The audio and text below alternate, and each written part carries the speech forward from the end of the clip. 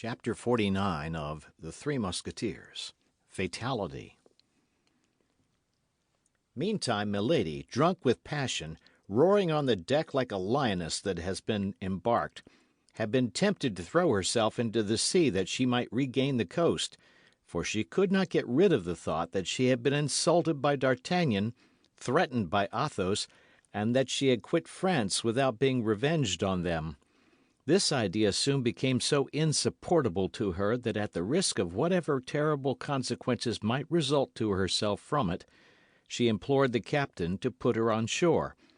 But the captain, eager to escape from his false position, placed between French and English cruisers, like the bat between the mice and the birds, was in great haste to regain England, and positively refused to obey what he took for a woman's caprice, promising his passenger, who had been particularly recommended to him by the cardinal, to land her, if the sea and the French permitted him, at one of the ports of Brittany, either at Lorient or Brest.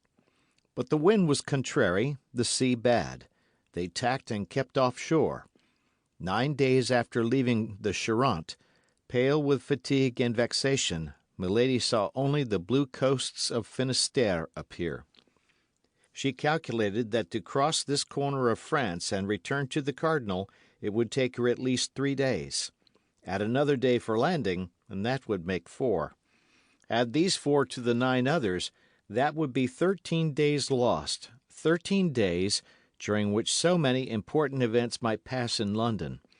She reflected likewise that the cardinal would be furious at her return, and consequently would be more disposed to listen to the complaints brought against her than to the accusations she brought against others.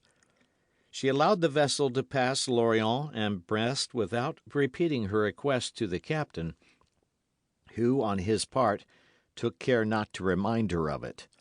Milady therefore continued her voyage, and on the very day that Planchet embarked at Portsmouth for France, the messenger of his Eminence entered the port in triumph. All the city was agitated by an extraordinary movement. 4 large vessels, recently built, had just been launched. At the end of the jetty, his clothes richly laced with gold, glittering, as was customary with him, with diamonds and precious stones, his hat ornamented with a white feather which drooped upon his shoulder, Buckingham was seen surrounded by a staff almost as brilliant as himself. It was one of those rare and beautiful days in winter when England remembers that there is a sun. The star of day, pale but nevertheless still splendid, was setting in the horizon, glorifying at once the heavens and the sea with bands of fire, and casting upon the towers and the old houses of the city a last ray of gold which made the windows sparkle like the reflection of a conflagration. Breathing that sea breeze, so much more invigorating and balsamic as the land is approached, contemplating all the power of those preparations she was commissioned to destroy, all the power of that army which she was to combat alone, she, a woman with a few bags of gold, Milady compared herself mentally to Judith, the terrible Jewess, when she penetrated the camp of the Assyrians and beheld the enormous mass of chariots, horses, men, and arms, which a gesture of her hand was to dissipate like a cloud of smoke. They entered the roadstead, but as they drew near in order to cast anchor, a little cutter, looking like a coastguard formidably armed, approached the merchant vessel and dropped into the sea a boat which directed its course to the latter. This boat contained an officer, a mate, and 8 rowers. The officer alone went on board, where he was received with all the deference inspired by the uniform. The officer conversed a few instants with the captain, gave him several papers, of which he was the bearer, to read, and upon the order of the merchant captain, the whole crew of the vessel, both passengers and sailors, were called upon deck. When this species of summons was made, the officer inquired aloud the point of the brig's departure, its route, its landings, and to all these questions the captain replied without difficulty and without hesitation. Then the officer began to pass in review all the people, one after the other, and stopping when he came to Milady, surveyed her very closely, but without addressing a single word to her. He then returned to the captain, said a few words to him, and as if from that moment the vessel was under his command, he ordered a manoeuvre which the crew executed immediately. Then the vessel resumed its course, still escorted by the little cutter, which sailed side by side with it, menacing it with the mouths of its 6 cannon. The boat followed in the wake of the ship, a speck near the enormous mass. During the examination of Milady by the officer, as may well be imagined, Milady on her part was not less scrutinizing in her glances. But however great was the power of this woman with eyes of flame in reading the hearts of those whose secrets she wished to divine, she met this time with a countenance of such impassivity that no discovery followed her investigation. The officer who had stopped in front of her and studied her with so much care might have been 25 or 26 years of age. He was of pale complexion, with clear blue eyes, rather deeply set. His mouth, fine and well cut, remained motionless in its correct lines. His chin, strongly marked, denoted that strength of will which in the ordinary Britannic type denotes mostly nothing but obstinacy. A brow a little receding, as is proper for poets, enthusiasts, and soldiers, was scarcely shaded by short, thin hair which, like the beard which covered the lower part of his face, was of a beautiful, deep chestnut colour. When they entered the port, it was already night. The fog increased the darkness, and formed round the stern lights and lanterns of the jetty a circle like that which surrounds the moon when the weather threatens to become rainy. The air they breathed was heavy, damp, and cold. Milady, that woman so courageous and firm, shivered in spite of herself. The officer desired to have Milady's packages pointed out to him, and ordered them to be placed in the boat. When this operation was complete, he invited her to descend by offering her his hand. Milady looked at this man and hesitated. "Who are you, sir?" asked she, "who has the kindness to trouble yourself so particularly on my account?" "You may perceive, madame, by my uniform that I am an officer in the English navy," replied the young man. "But is it the custom for the officers in the English navy to place themselves at the service of their female compatriots when they land in a port of Great Britain, and carry their gallantry so far as to conduct them ashore?" "Yes, madame, it is the custom, not from gallantry but prudence, that in time of war foreigners should be conducted to particular hotels, in order that they may remain under the eye of the government until full information can be obtained about them." These words were pronounced with the most exact politeness and the most perfect calmness. Nevertheless, they had not the power of convincing Milady. "But I am not a foreigner, sir," said she, with an accent as pure as ever was heard between Portsmouth and Manchester. "My name is Lady Clarick, and this measure—" "This measure is general, madame, and you will seek in vain to evade it?" "I will follow you, then, sir." Accepting the hand of the officer, she began the descent of the ladder, at the foot of which the boat waited. The officer followed her. A large cloak was spread at the stern. The officer requested her to sit down upon this cloak, and placed himself beside her. "Row," said he to the sailors. The 8 oars fell at once into the sea, making but a single sound, giving but a single stroke, and the boat seemed to fly over the surface of the water. In 5 minutes they gained the land. The officer leaped to the pier, and offered his hand to Milady. A carriage was in waiting. "Is this carriage for us?" asked Milady. "Yes, madame," replied the officer. "The hotel, then, is far away?" "At the other end of the town." "Very well," said Milady, and she resolutely entered the carriage. The officer saw that the baggage was fastened carefully behind the carriage, and this operation ended, he took his place beside Milady and shut the door. Immediately, without any order being given or his place of destination indicated, the coachman set off at a rapid pace, and plunged into the streets of the city. So strange a reception naturally gave Milady ample matter for reflection. So seeing that the young officer did not seem at all disposed for conversation, she reclined in her corner of the carriage, and one after the other passed in review all the surmises which presented themselves to her mind. At the end of a quarter of an hour, however, surprised at the length of the journey, she leaned forward toward the door to see whither she was being conducted. Houses were no longer to be seen. Trees appeared in the darkness like great black phantoms chasing one another. Milady shuddered. "But we are no longer in the city, sir," said she. The young officer preserved silence. "I beg you to understand, sir, I will go no farther unless you tell me whither you are taking me." This threat brought no reply.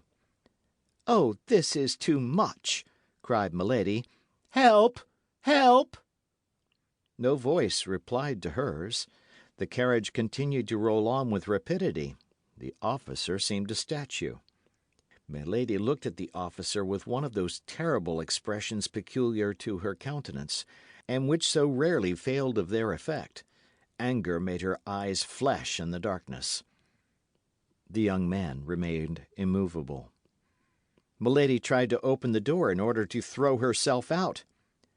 "Take care, madame," said the young man coolly. "You will kill yourself in jumping." Milady reseated herself, foaming.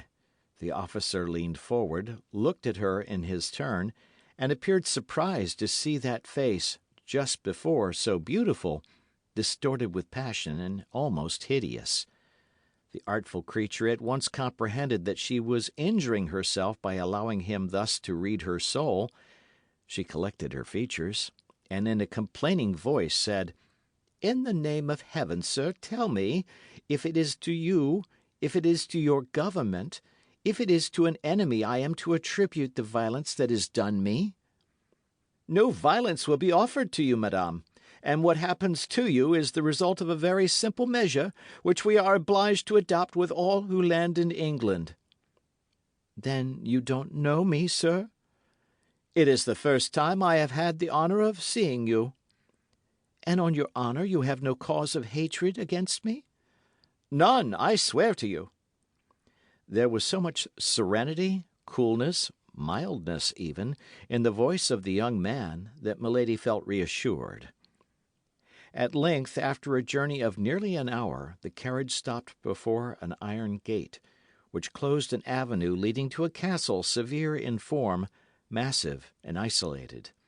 Then, as the wheels rolled over a fine gravel, Milady could hear a vast roaring, which she at once recognized as the noise of the sea dashing against some steep cliff.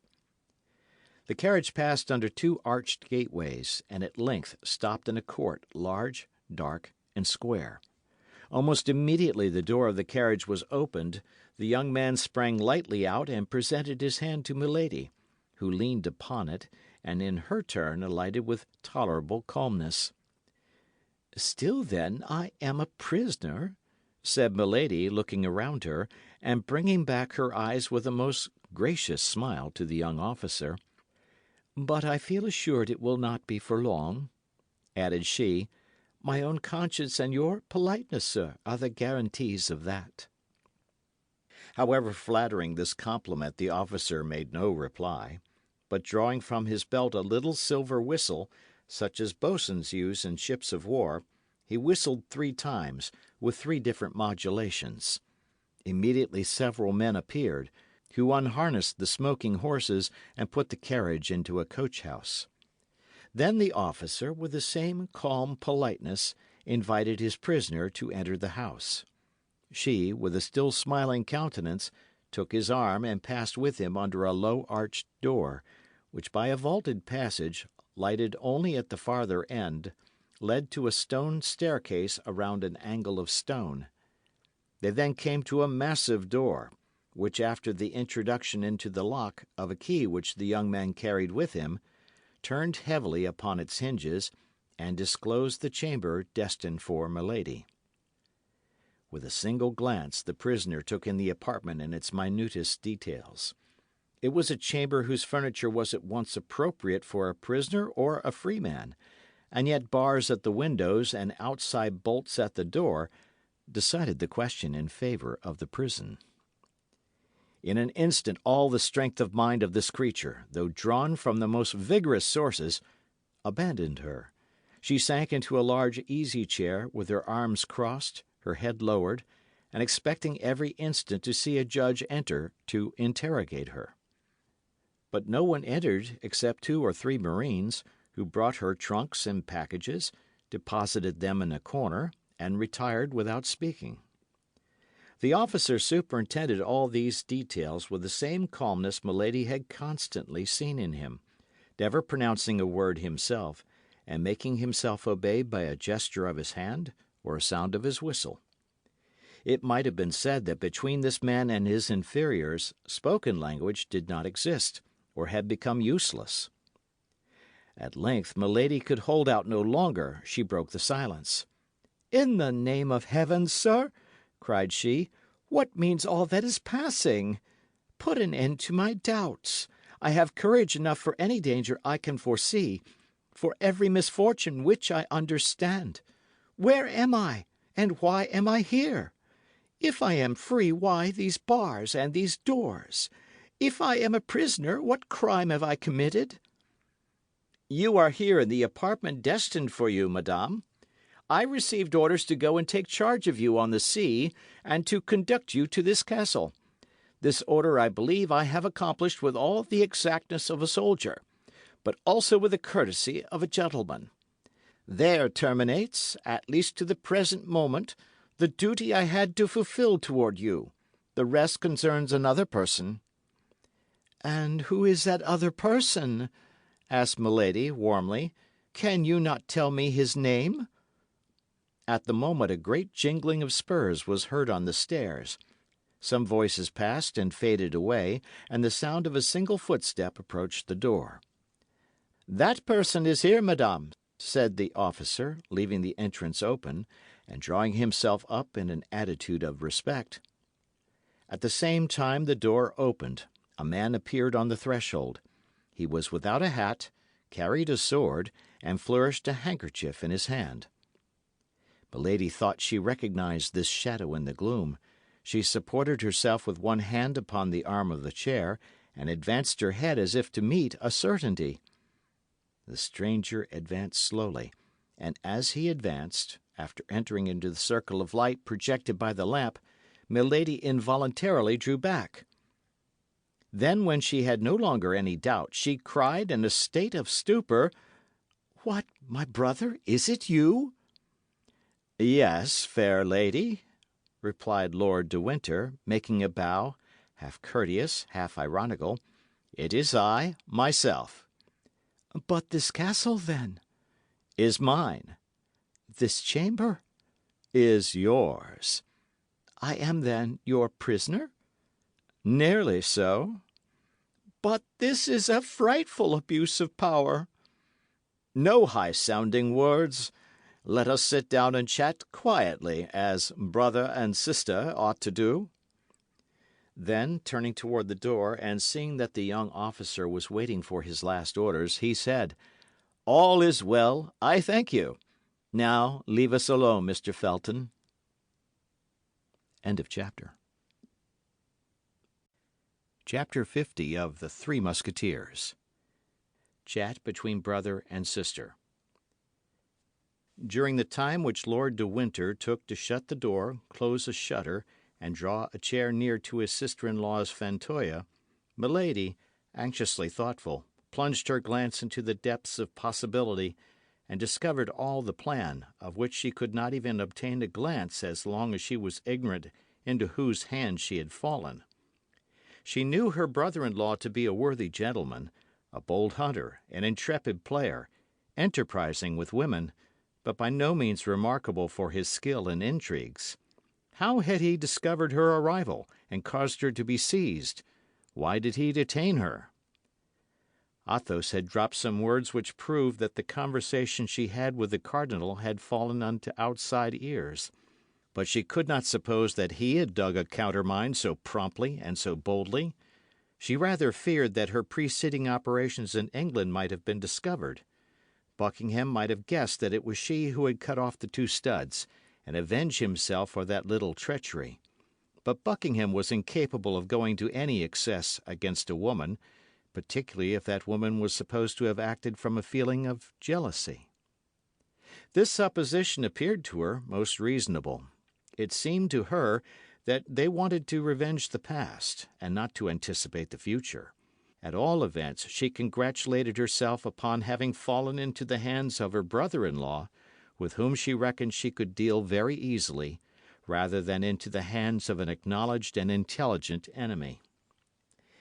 "Yes, let us chat, brother," said she, with a kind of cheerfulness, decided as she was to draw from the conversation, in spite of all the dissimulation Lord de Winter could bring, the revelations of which she stood in need to regulate her future conduct.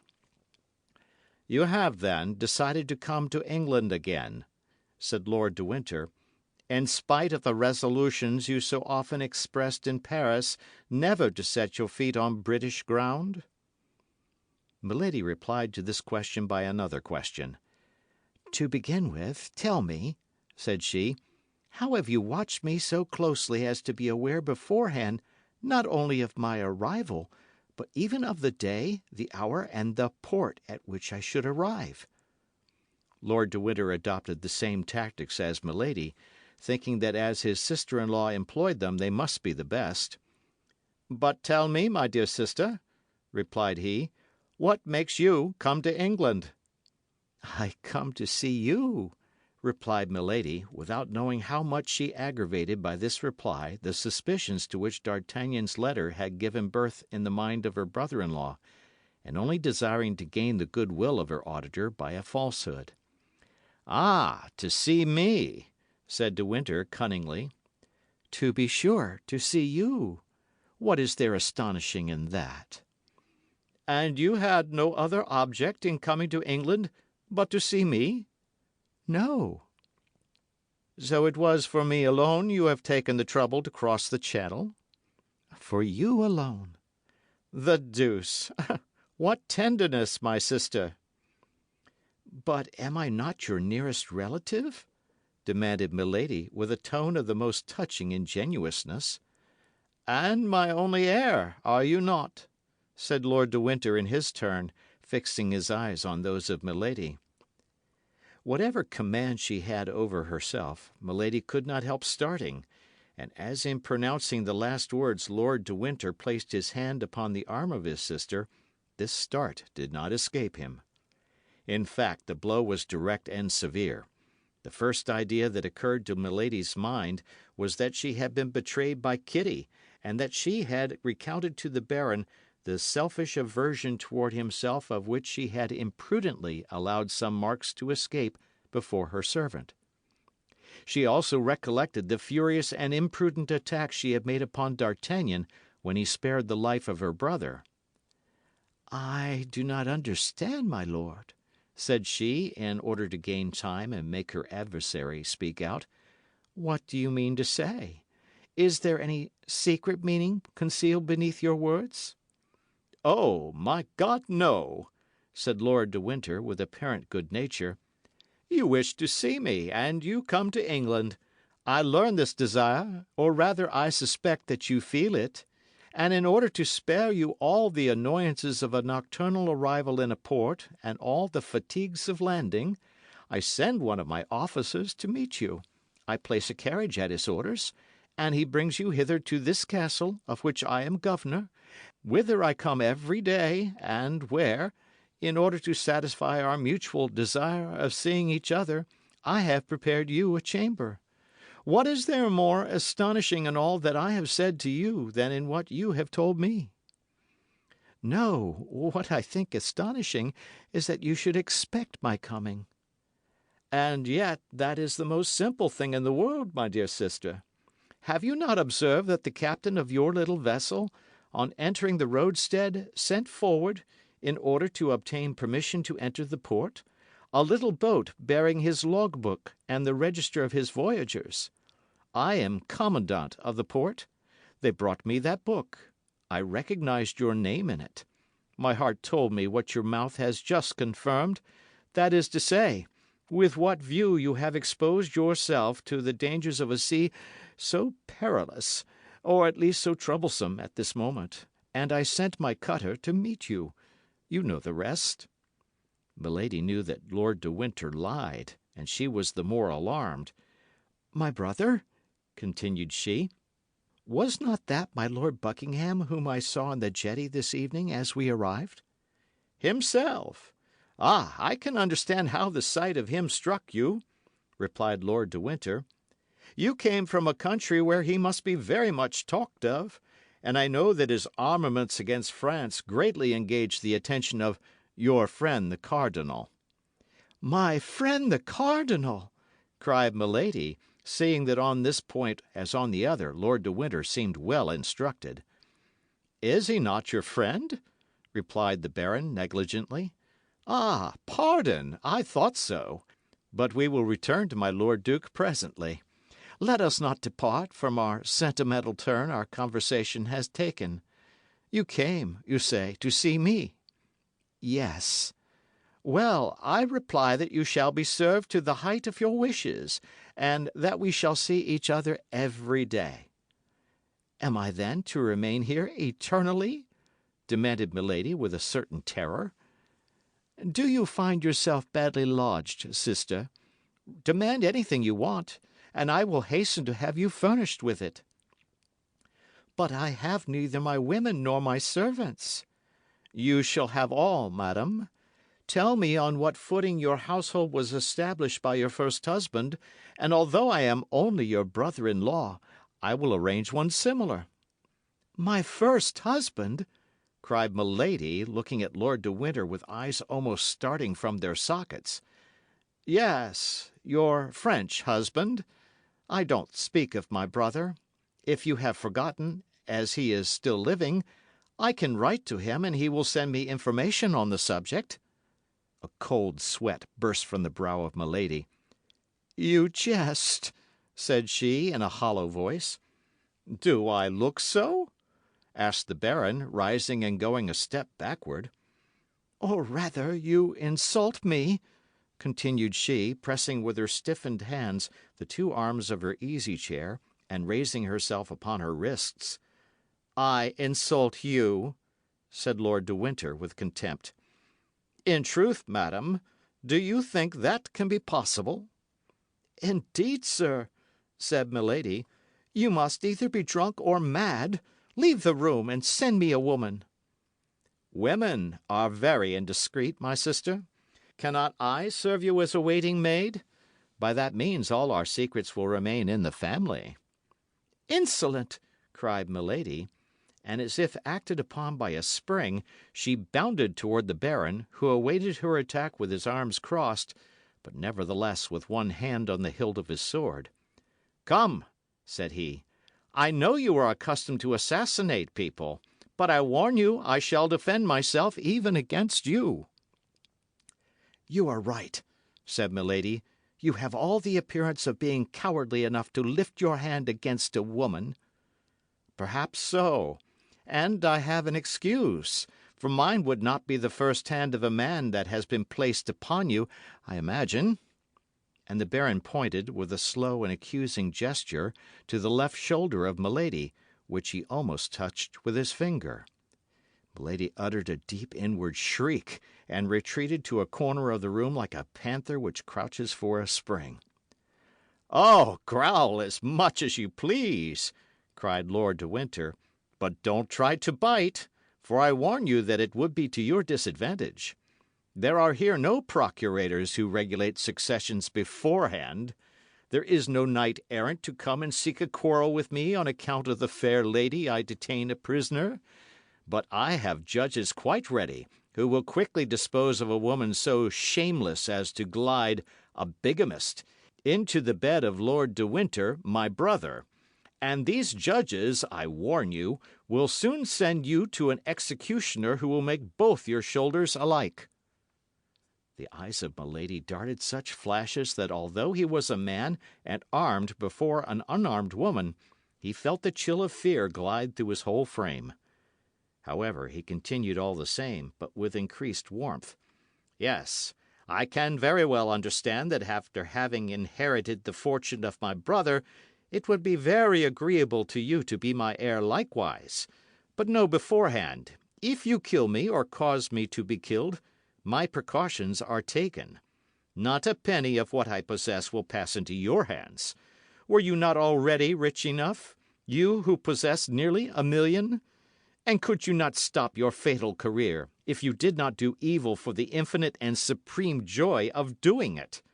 Oh, be assured, if the memory of my brother were not sacred to me, you should rot in a state dungeon or satisfy the curiosity of sailors at Tyburn. I will be silent, but you must endure your captivity quietly. In 15 or 20 days I shall set out for La Rochelle with the army. But on the eve of my departure, a vessel which I shall see depart will take you hence and convey you to our colonies in the south. And be assured that you shall be accompanied by one who will blow your brains out at the first attempt you make to return to England or the Continent." Milady listened with an attention that dilated her inflamed eyes. "Yes, at present," continued Lord de Winter, "you will remain in this castle.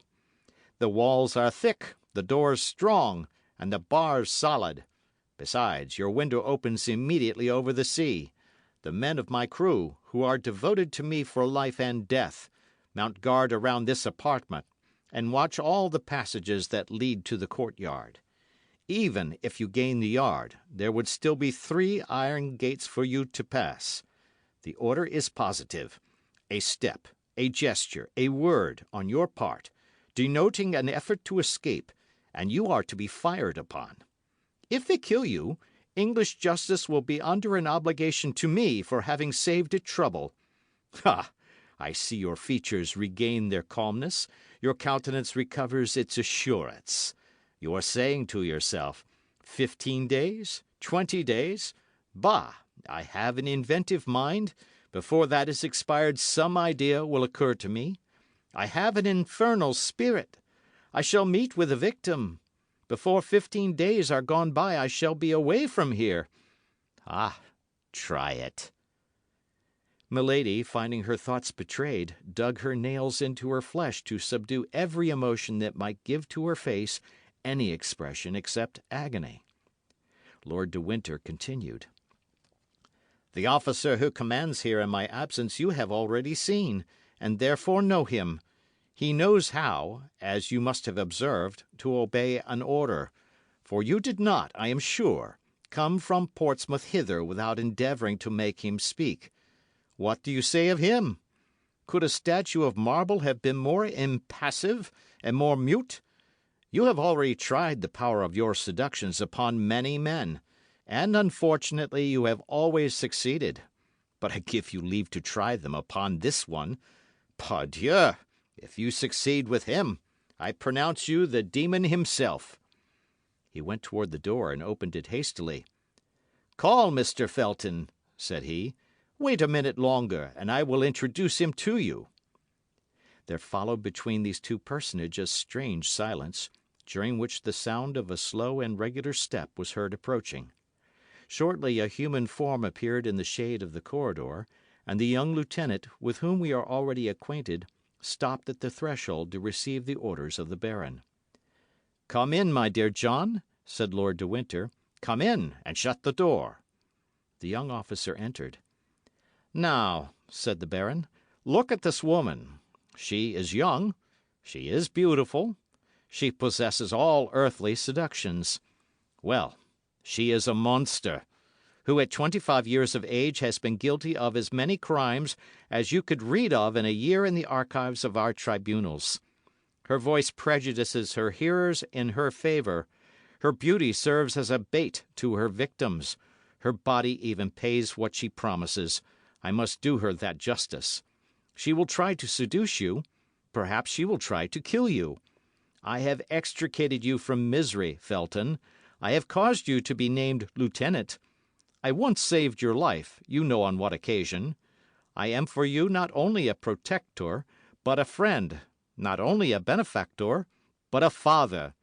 This woman has come back again into England for the purpose of conspiring against my life. I hold this serpent in my hands. Well, I call you and say to you, friend Felton, John, my child, guard me, and more particularly guard yourself against this woman.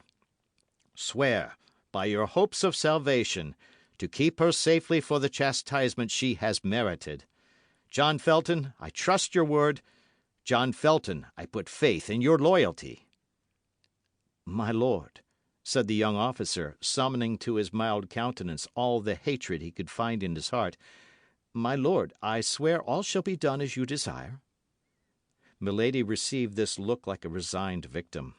It was impossible to imagine a more submissive or a more mild expression than that which prevailed on her beautiful countenance. Lord de Winter himself could scarcely recognize the tigress who, a minute before, prepared apparently for a fight. She is not to leave this chamber, understand, John, continued the baron. She is to correspond with nobody. She is to speak to no one but you, if you will do her the honour to address a word to her.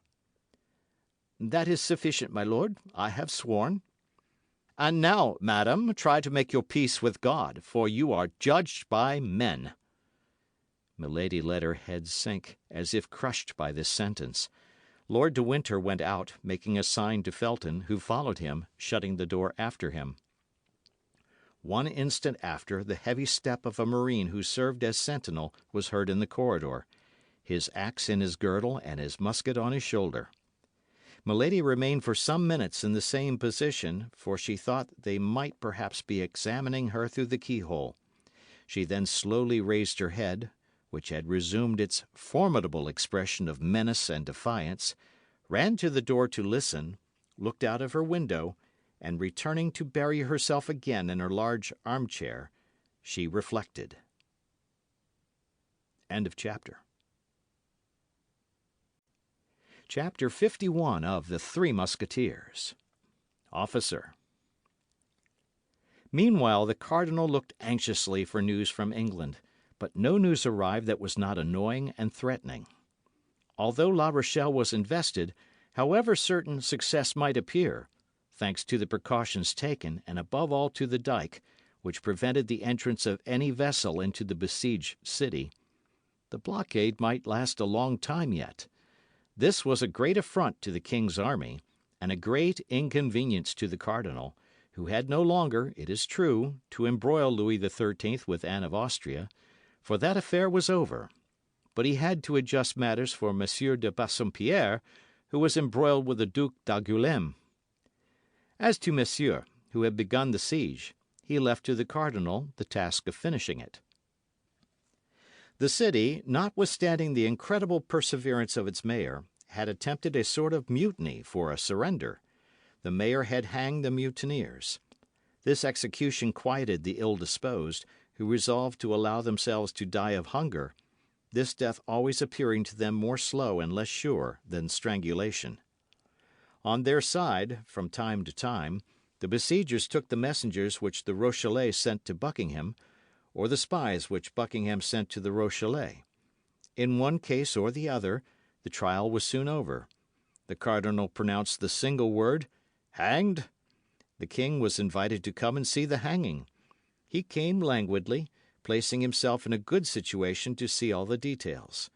This amused him sometimes a little, and made him endure the siege with patience, but it did not prevent his getting very tired, or from talking at every moment of returning to Paris, so that if the messengers and the spies had failed, His Eminence, notwithstanding all his inventiveness, would have found himself much embarrassed.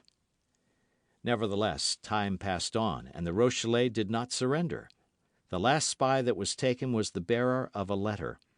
This letter told Buckingham that the city was at an extremity, but instead of adding, "If your succour does not arrive within 15 days, we will surrender," it added quite simply, "If your succour comes not within 15 days, we shall all be dead with hunger when it comes." The Rochellais, then, had no hope but in Buckingham. Buckingham was their Messiah. It was evident that if they one day learned positively that they must not count on Buckingham, their courage would fail with their hope. The cardinal looked then with great impatience for the news from England which would announce to him that Buckingham would not come. The question of carrying the city by assault, though often debated in the council of the king, had always been rejected. In the first place, La Rochelle appeared impregnable. Then the cardinal, whatever he said, very well knew that the horror of bloodshed in this encounter, in which Frenchmen would combat against Frenchmen, was a retrograde movement of 60 years impressed upon his policy, and the cardinal was at that period what we now call a man of progress. In fact, the sack of La Rochelle and the assassination of 3 of 4,000 Huguenots who allowed themselves to be killed would resemble too closely, in 1628, the massacre of St. Bartholomew in 1572.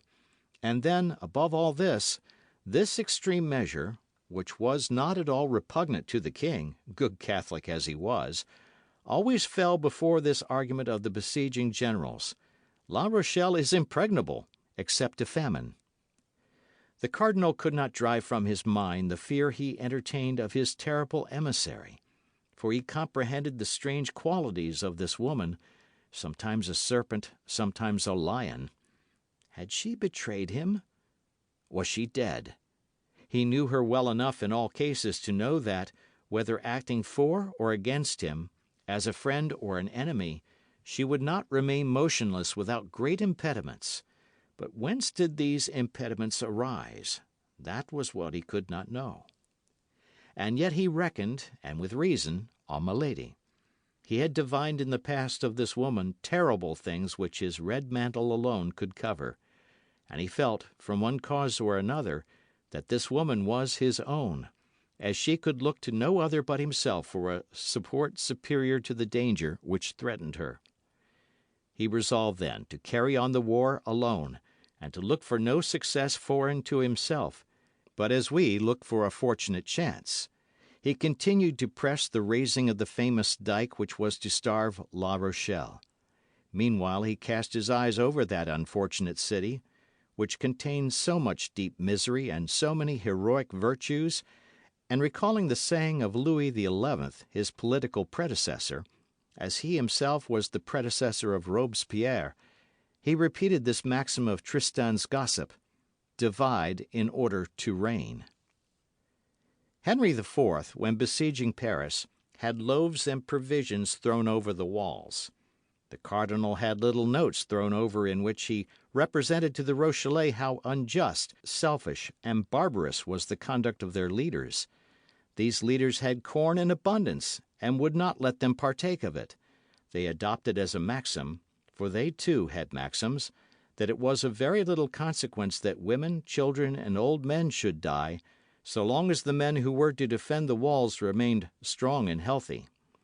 Up to that time, whether from devotedness or from want of power to act against it, this maxim, without being generally adopted, nevertheless passed from theory into practice. But the notes did it injury. The notes reminded the men that the children, women, and old men whom they allowed to die were their sons, their wives, and their fathers, and that it would be more just for everyone to be reduced to the common misery, in order that equal conditions should give birth to unanimous resolutions. These notes had all the effect that he who wrote them could expect, in that they induced a great number of the inhabitants to open private negotiations with the royal army. But at the moment when the cardinal saw his means already bearing fruit, and applauded himself for having put it in action, an inhabitant of La Rochelle who had contrived to pass the royal lines, God knows how, such was the watchfulness of Bassompierre, Schomberg, and the Duc d'Angoulême, themselves watched over by the cardinal. An inhabitant of La Rochelle, we say, entered the city, coming from Portsmouth, and saying that he had seen a magnificent fleet ready to sail within 8 days.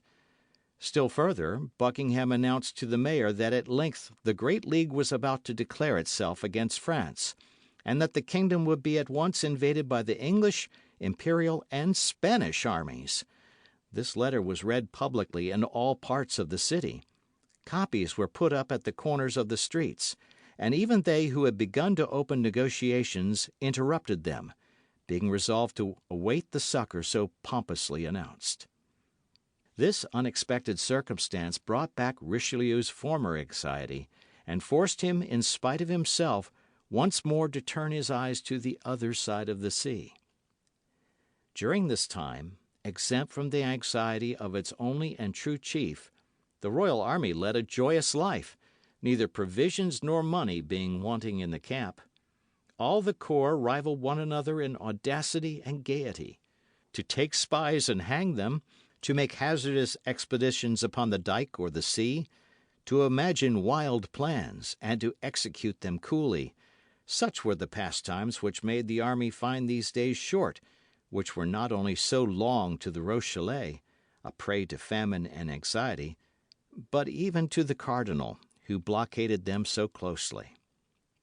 Sometimes when the cardinal, always on horseback, like the lowest gendarme of the army, cast a pensive glance over those works, so slowly keeping pace with his wishes, which the engineers, brought from all the corners of France, were executing under his orders, if he met a musketeer of the company of Tréville, he drew near and looked at him in a peculiar manner, and not recognizing in him one of our four companions, he turned his penetrating look and profound thoughts in another direction.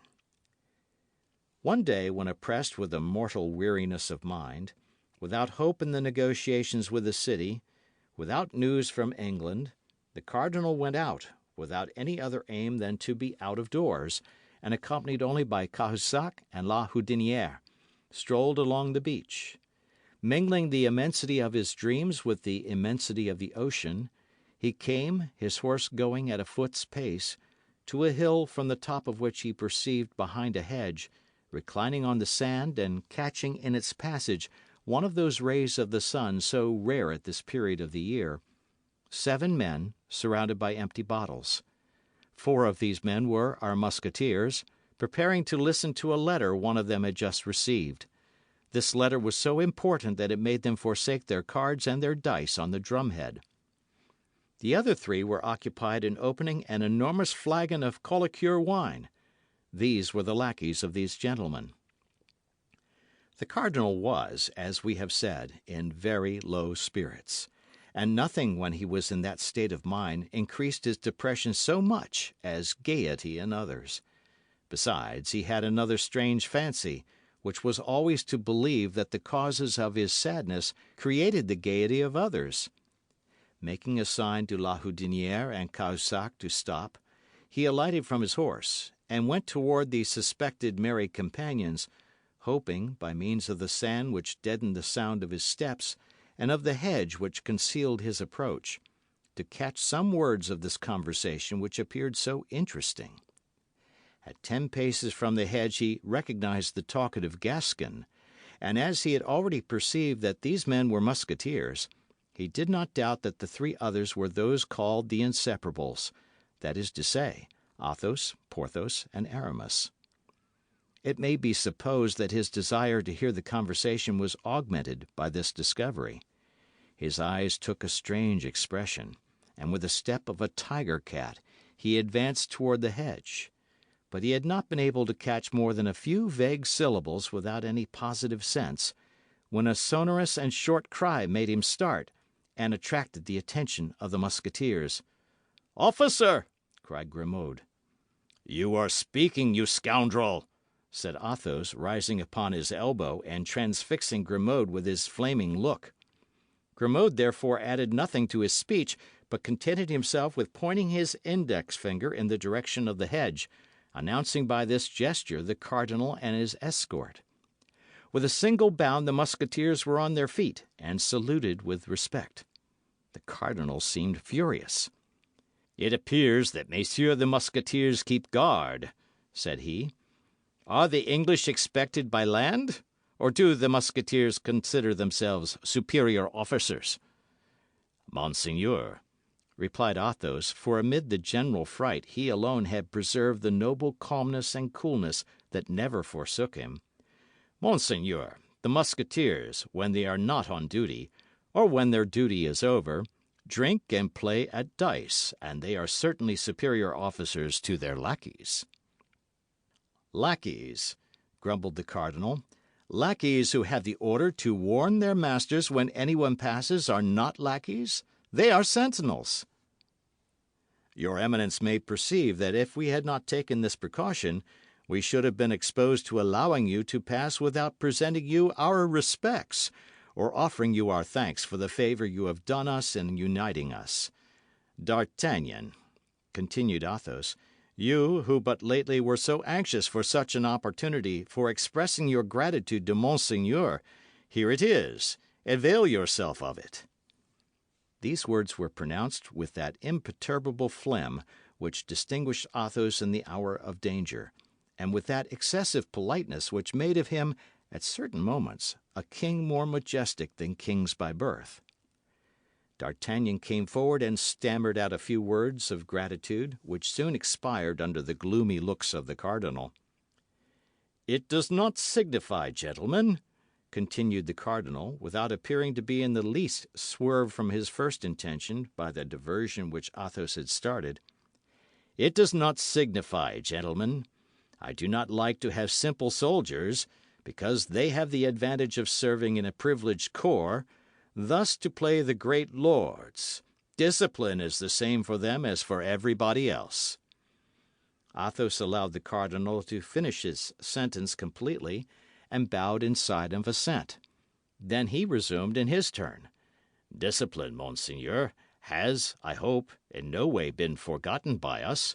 We are not on duty, and we believe that not being on duty, we were at liberty to dispose of our time as we pleased. If we are so fortunate as to have some particular duty to perform for your Eminence, we are ready to obey you. Your Eminence may perceive," continued Athos, knitting his brow, for this sort of investigation began to annoy him, "that we have not come out without our arms." And he showed the cardinal with his finger the 4 muskets piled near the drum, on which were the cards and dice. "Your Eminence may believe," added D'Artagnan, "that we would have come to meet you, if we could have supposed it was Monseigneur coming toward us with so few attendants." The cardinal bit his moustache and even his lips a little. "Do you know what you look like, altogether, as you are armed and guarded by your lackeys?" said the cardinal. "You look like 4 conspirators." "Oh, as to that, monseigneur, it is true," said Athos. "We do conspire, as your Eminence might have seen the other morning. Only we conspire against the Rochellais." "Ah, you gentlemen of policy," replied the cardinal, knitting his brow in his turn. "The secret of many unknown things might perhaps be found in your brains, if we could read them as you read that letter which you concealed as soon as you saw me coming." The colour mounted to the face of Athos, and he made a step toward his Eminence. "One might think you really suspected us, monseigneur, and we were undergoing a real interrogatory. If it be so, we trust your Eminence will deign to explain yourself, and we should then at least be acquainted with our real position." "And if it were an interrogatory," replied the cardinal, "others besides you have undergone such, Monsieur Athos, and have replied thereto. Thus I have told your Eminence that you had but to question us, and we are ready to reply. What was that letter you were about to read, Monsieur Aramis, and which you so promptly concealed?" "A woman's letter, monseigneur." "Ah, yes, I see," said the cardinal. "We must be discreet with this sort of letters. But nevertheless we may show them to a confessor, and you know I have taken orders." "Monseigneur," said Athos, with a calmness the more terrible because he risked his head in making this reply, "the letter is a woman's letter, but it is neither signed Marion de Lorme nor Madame d'Aiguillon." The cardinal became pale as death. Lightning darted from his eyes. He turned round as if to give an order to Cahusac and Houdinière. Athos saw the movement. He made a step toward the muskets, upon which the other three friends had fixed their eyes, like men ill disposed to allow themselves to be taken. The cardinalists were three. The Musketeers, lackeys included, were seven. He judged that the match would be so much the less equal if Athos and his companions were really plotting, and by one of those rapid turns which he always had at command, all his anger faded away into a smile.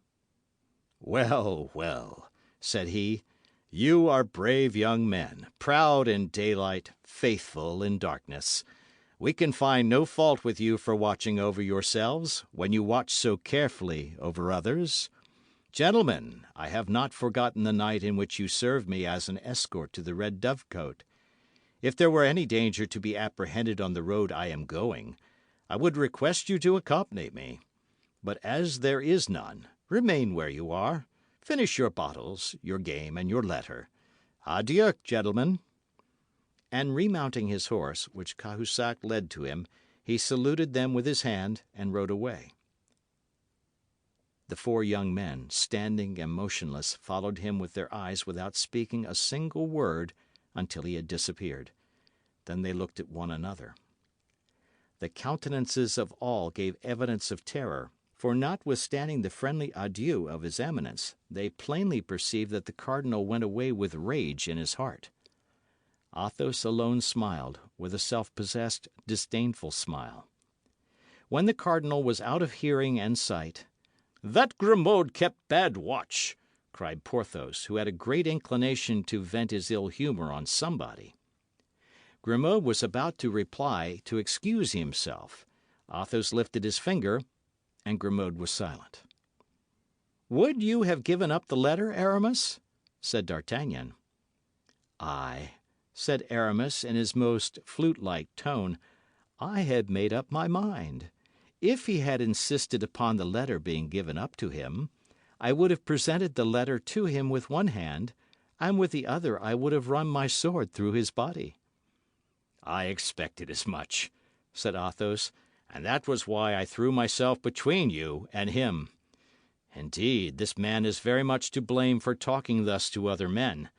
One would say he had never had to do with any but women and children." "My dear Athos, I admire you, but nevertheless we were in the wrong, after all." "How in the wrong?" said Athos. "Whose, then, is the air we breathe? Whose is the ocean upon which we look? Whose is the sand upon which we were reclining? Whose is that letter of your mistress? Do these belong to the cardinal? Upon my honour, this man fancies the world belongs to him. There you stood, stammering, stupefied, annihilated. One might have supposed the Bastille appeared before you, and that the gigantic Medusa had converted you into stone. Is being in love conspiring? You are in love with a woman whom the cardinal has caused to be shut up, and you wish to get her out of the hands of the cardinal. That's a match you are playing with his Eminence. This letter is your game. Why should you expose your game to your adversary? That is never done. Let him find it out if he can. We can find out his." "Well, that's all very sensible, Athos," said D'Artagnan. "In that case, let there be no more question of what's past, and let Aramis resume the letter from his cousin where the cardinal interrupted him." Aramis drew the letter from his pocket. The three friends surrounded him, and the three lackeys grouped themselves again near the wine jar. "You had only read a line or two," said D'Artagnan. "Read the letter again from the commencement." "Willingly," said Aramis. "My dear cousin, I think I shall make up my mind to set out for Bethune, where my sister has placed our little servant in the convent of the Carmelites. This poor child is quite resigned, as she knows she cannot live elsewhere without the salvation of her soul being in danger. Nevertheless, if the affairs of our family are arranged, as we hope they will be, I believe she will run the risk of being damned, and will return to those she regrets, particularly as she knows they are always thinking of her. Meanwhile, she is not very wretched, What she most desires is a letter from her intended. I know that such viands pass with difficulty through convent gratings, but after all, as I have given you proofs, my dear cousin, I am not unskilled in such affairs, and I will take charge of the commission. My sister thanks you for your good and eternal remembrance. She has experienced much anxiety, but she is now at length a little reassured, having sent her secretary away in order that nothing may happen unexpectedly. Adieu, my dear cousin. Tell us news of yourself as often as you can, that is to say, as often as you can with safety. I embrace you. Marie Michon. "Oh, what do I not owe you, Aramis?" said D'Artagnan. "Dear Constance, I have at length, then, intelligence of you. She lives, she is in safety in a convent. She is at Bethune. Where is Bethune, Athos?" "Why, upon the frontiers of Artois and of Flanders. The siege once over, we shall be able to make a tour in that direction." "And that will not be long, it is to be hoped," said Porthos. "For they have this morning hanged a spy who confessed that the Rochellais were reduced to the leather of their shoes. Supposing that having eaten the leather they eat the soles, I cannot see much that is left unless they eat one another." "Poor fools," said Athos, emptying a glass of excellent Bordeaux wine which, without having at that period the reputation it now enjoys, merited it no less. "Poor fools! As if the Catholic religion were not the most advantageous and the most agreeable of all religions. All the same," resumed he, after having clicked his tongue against his palate, "they are brave fellows. But what the devil are you about, Aramis?" continued Athos. "Why, you are squeezing that letter into your pocket." "Yes," said D'Artagnan, "Athos is right. It must be burned. And yet, if we burn it, who knows whether Monsieur Cardinal has not a secret to interrogate ashes?" "He must have one," said Athos. "What will you do with the letter, then?" asked Porthos. "Come here, Grimaud," said Athos. Grimaud rose and obeyed.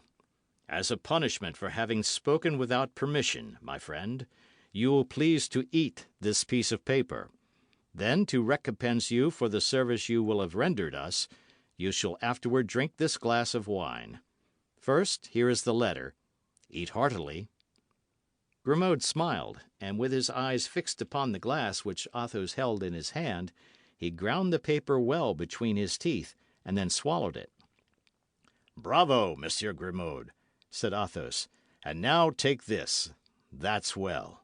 We dispense with your saying grace." Grimaud silently swallowed the glass of Bordeaux wine, but his eyes, raised toward heaven during this delicious occupation, spoke a language which, though mute, was not the less expressive. "And now," said Athos, "unless Monsieur Cardinal should form the ingenious idea of ripping up Grimaud, I think we may be pretty much at our ease respecting the letter." Meantime, his Eminence continued his melancholy ride, murmuring between his moustaches, "These four men must positively be mine." End of chapter. Chapter 52 of the Three Musketeers. Captivity, the first day. Let us return to Milady, whom a glance thrown upon the coast of France has made us lose sight of for an instant. We shall find her still in the despairing attitude in which we left her, plunged in an abyss of dismal reflection, a dark hell at the gate of which she has almost left hope behind, because for the first time she doubts, for the first time she fears. On 2 occasions her fortune has failed her, on 2 occasions she has found herself discovered and betrayed, and on these 2 occasions it was to one fatal genius, sent doubtlessly by the Lord to combat her, that she has succumbed. D'Artagnan has conquered her, that invincible power of evil. He has deceived her in her love, humbled her in her pride, thwarted her in her ambition, and now he ruins her fortune, deprives her of liberty, and even threatens her life. Still more, he has lifted the corner of her mask, that shield with which she covered herself and which rendered her so strong. D'Artagnan has turned aside from Buckingham, whom she hates as she hates every one she has loved, the tempest with which Richelieu threatened him in the person of the queen. D'Artagnan had passed himself upon her as De Wardes, for whom she had conceived one of those tiger-like fancies common to women of her character. D'Artagnan knows that terrible secret which he has sworn no one shall know without dying. In short, at the moment in which he has just obtained from Richelieu a carte blanche, by the means of which he is about to take vengeance on her enemy, this precious paper is torn from her hands, and it is D'Artagnan who holds her prisoner and is about to send her to some filthy Botany Bay, some infamous Tyburn of the Indian Ocean. All this she owes to D'Artagnan without doubt, from whom can come so many disgraces heaped upon her head, if not from him. He alone could have transmitted to Lord de Winter all these frightful secrets which he has discovered, one after another, by a train of fatalities. He knows her brother-in-law. He must have written to him. What hatred she distills! Motionless, with her burning and fixed glances, in her solitary apartment, how well the outbursts of passion which at times escape from the depths of her chest with her respiration accompany the sound of the surf which rises, growls, roars, and breaks itself like an eternal and powerless despair against the rocks on which is built this dark and lofty castle. How many magnificent projects of vengeance she conceives by the light of the flashes which her tempestuous passion casts over her mind against Madame Bonacieux, against Buckingham, but above all against D'Artagnan, projects lost in the distance of the future. Yes, but in order to avenge herself she must be free, and to be free a prisoner has to pierce a wall, detach bars, cut through a floor, all undertakings which a patient and strong man may accomplish, but before which the feverish irritations of a woman must give way. Besides, to do all this, time is necessary, months, years, and she has 10 or 12 days, as Lord de Winter, her fraternal and terrible jailer, has told her. And yet, if she were a man, she would attempt all this, and perhaps might succeed. Why then did Heaven make the mistake of placing that man-like soul in that frail and delicate body? The first moments of her captivity were terrible. A few convulsions of rage which she could not suppress paid her debt of feminine weakness to nature. But by degrees she overcame the outbursts of her mad passion, and nervous tremblings which agitated her frame disappeared, and she remained folded within herself like a fatigued serpent in repose. Go to, go to! I must have been mad to allow myself to be carried away so, says she, gazing into the glass, which reflects back to her eyes the burning glance by which she appears to interrogate herself. No violence. Violence is the proof of weakness. In the first place, I have never succeeded by that means. Perhaps if I employed my strength against women, I might perchance find them weaker than myself, and consequently conquer them. But it is with men that I struggle, and I am but a woman to them. Let me fight like a woman, then. My strength is in my weakness. Then, as if to render an account to herself of the changes she could place upon her countenance, so mobile and so expressive, she made it take all expressions from that of passionate anger, which convulsed her features, to that of the most sweet, most affectionate, and most seducing smile.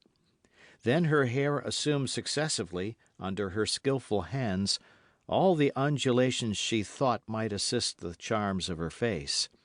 At length she murmured, satisfied with herself, "Come, nothing is lost. I am still beautiful." It was then nearly 8 o'clock in the evening. Milady perceived a bed. She calculated that the repose of a few hours would not only refresh her head and her ideas, but still further, her complexion. A better idea, however, came into her mind before going to bed. She had heard something said about supper. She had already been an hour in this apartment. They could not long delay bringing her a repast. The prisoner did not wish to lose time, and she resolved to make that very evening some attempts to ascertain the nature of the ground she had to work upon, by studying the characters of the men to whose guardianship she was committed. A light appeared under the door. This light announced the reappearance of her jailers. Milady, who had arisen, threw herself quickly into the armchair, her head thrown back, her beautiful hair unbound and dishevelled, her bosom half bare beneath her crumpled lace, one hand on her heart and the other hanging down. The bolts were drawn. The door groaned upon its hinges. Steps sounded in the chamber and drew near. "Place that table there," said a voice which the prisoner recognised as that of Felton. The order was executed. "You will bring lights and relieve the sentinel," continued Felton. And this double order which the young lieutenant gave to the same individuals proved to Milady that her servants were the same men as her guards, that is to say, soldiers. Felton's orders were, for the rest, executed with a silent rapidity that gave a good idea of the way in which he maintained discipline. At length Felton, who had not yet looked at Milady, turned toward her. Ah," said he, "she is asleep, that's well. When she wakes she can sup." And he made some steps toward the door. "But, my lieutenant," said a soldier less stoical than his chief, and who had approached Milady, "this lady is not asleep." "What, not asleep?" said Felton. "What is she doing, then? Her face is very pale, and I have listened in vain. I do not hear her breathe." "You are right," said Felton, after having looked at Milady from the spot on which he stood without moving a step toward her. "Go and tell Lord de Winter that his prisoner has fainted. For this event not having been foreseen, I don't know what to do." The soldier went out to obey the orders of his officer. Felton sat down upon an armchair which happened to be near the door, and waited without speaking a word, without making a gesture. Milady possessed that great art, so much studied by women, of looking through her long eyelashes without appearing to open the lids. She perceived Felton, who sat with his back toward her. She continued to look at him for nearly 10 minutes, and in these 10 minutes the immovable guardian never turned round once. She then thought that Lord de Winter would come, and by his presence give fresh strength to her jailer. Her first trial was lost. She acted like a woman who reckons up her resources.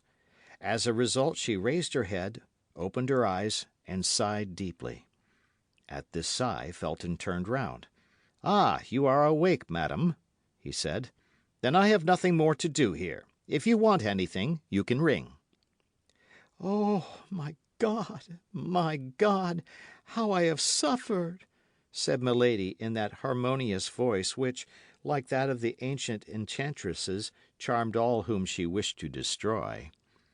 And she assumed, upon sitting up in the armchair, a still more graceful and abandoned position than when she reclined. Felton arose. "You will be served, madam, 3 times a day," said he. "In the morning at 9 o'clock, in the day at 1 o'clock, and in the evening at 8. If that does not suit you, you can point out what other hours you prefer, and in this respect your wishes will be complied with." "But am I to remain always alone in this vast and dismal chamber?" asked Milady. "A woman of the neighbourhood has been sent for, who will be tomorrow at the castle, and will return as often as you desire her presence." "I thank you, sir," replied the prisoner humbly. Felton made a slight bow, and directed his steps toward the door. At the moment he was about to go out, Lord de Winter appeared in the corridor, followed by the soldier who had been sent to inform him of the swoon of Milady. He held a vial of salts in his hand. "Well, what is it? What is going on here?" said he, in a jeering voice, on seeing the prisoner sitting up and Felton about to go out. "Is this corpse come to life already? Felton, my lad, did you not perceive that you were taken for a novice, and that the first act was being performed of a comedy of which we shall doubtless have the pleasure of following out all the developments?" I thought so, my lord, said Felton. But as the prisoner is a woman, after all, I wish to pay her the attention that every man of gentle birth owes to a woman, if not on her account, at least on my own. Milady shuddered through her whole system. These words of Felton's passed like ice through her veins. So, replied De Winter, laughing, that beautiful hair so skilfully dishevelled, that white skin, and that languishing look, have not yet seduced you, you heart of stone? No, my lord, replied the impassive young man. Your lordship may be assured that it requires more than the tricks and coquetry of a woman to corrupt me. In that case, my brave lieutenant, let us leave Milady to find out something else, and go to supper. But be easy. She has a fruitful imagination, and the second act of the comedy will not delay its steps after the first. And at these words Lord de Winter passed his arm through that of Felton and led him out, laughing. "Oh, I will be a match for you," murmured Milady between her teeth. "Be assured of that, you poor spoiled monk, you poor converted soldier, who has cut his uniform out of a monk's frock." "By the way," resumed De Winter, stopping at the threshold of the door, "you must not, Milady, let this check take away your appetite. Taste that fowl and those fish. On my honour, they are not poisoned. I have a very good cook, and he is not to be my heir. I have full and perfect confidence in him. Do as I do. Adieu, dear sister, till your next swoon." This was all that Milady could endure. Her hands clutched her armchair, she ground her teeth inwardly. Her eyes followed the motion of the door as it closed behind Lord de Winter and Felton, and the moment she was alone a fresh fit of despair seized her. She cast her eyes upon the table, saw the glittering of a knife, rushed toward it and clutched it. But her disappointment was cruel. The blade was round and of flexible silver. A burst of laughter resounded from the other side of the ill-closed door, and the door reopened. "Ha, ha, ha!" cried Lord de Winter. "Ha, ha! Don't you see, my brave Felton? Don't you see what I told you? That knife was for you, my lad. She would have killed you. Observe, this is one of her peculiarities, to get rid thus, after one fashion or another, of all the people who bother her. If I had listened to you, the knife would have been pointed and of steel. Then no more of Felton, she would have cut your throat, and after that everybody else's. See, John, see how well she knows how to handle a knife." In fact, Milady still held the harmless weapon in her clenched hand. But these last words, this supreme insult, relaxed her hands, her strength, and even her will. The knife fell to the ground. "You were right, my lord," said Felton, with a tone of profound disgust which sounded to the very bottom of the heart of Milady. "You were right, my lord, and I was wrong." And both again left the room. But this time Milady lent a more attentive ear than the first, and she heard their steps die away in the distance of the corridor. "I am lost," murmured she. "I am lost. I am in the power of men upon whom I can have no more influence than upon statues of bronze or granite. They know me by heart, and are steeled against all my weapons. It is, however, impossible that this should end as they have decreed." In fact, as this last reflection indicated, this instinctive return to hope, sentiments of weakness or fear did not dwell long in her ardent spirit. Milady sat down to table, ate from several dishes, drank a little Spanish wine, and felt all her resolution return. Before she went to bed she had pondered, analysed, turned on all sides, examined on all points, the words, the steps, the gestures, the signs, and even the silence of her interlocutors. And of this profound, skilful, and anxious study the result was that Felton, everything considered, appeared the more vulnerable of her two persecutors. One expression above all recurred to the mind of the prisoner. "If I had listened to you," Lord de Winter had said to Felton. Felton, then, had spoken in her favour, since Lord de Winter had not been willing to listen to him. "Weak or strong," repeated Milady, "that man has, then, a spark of pity in his soul. Of that spark I will make a flame that shall devour him. As to the other, he knows me, he fears me, and knows what he has to expect of me if ever I escape from his hands. It is useless, then, to attempt anything with him. But Felton, that's another thing. He is a young, ingenuous, pure man, who seems virtuous. Him there are means of destroying." And Milady went to bed and fell asleep with a smile upon her lips. Anyone who had seen her sleeping might have said she was a young girl dreaming of the crown of flowers she was to wear on her brow at the next festival. End of chapter. Chapter 53 of the Three Musketeers. Captivity, the Second Day. Milady dreamed that she at length had D'Artagnan in her power, that she was present at his execution, and it was the sight of his odious blood flowing beneath the axe of the headsman which spread that charming smile upon her lips. She slept as a prisoner sleeps, rocked by his first hope. In the morning, when they entered her chamber, she was still in bed. Felton remained in the corridor. He brought with him the woman of whom he had spoken the evening before, and who had just arrived. This woman entered, and approaching Milady's bed, offered her services. Milady was habitually pale. Her complexion might therefore deceive a person who saw her for the first time. "I am in a fever," said she. "I have not slept a single instant during all this long night. I suffer horribly. Are you likely to be more humane to me than others were yesterday? All I ask is permission to remain abed." "Would you like to have a physician called?" said the woman. Felton listened to this dialogue without speaking a word. Milady reflected that the more people she had around her, the more she would have to work upon, and Lord de Winter would redouble his watch.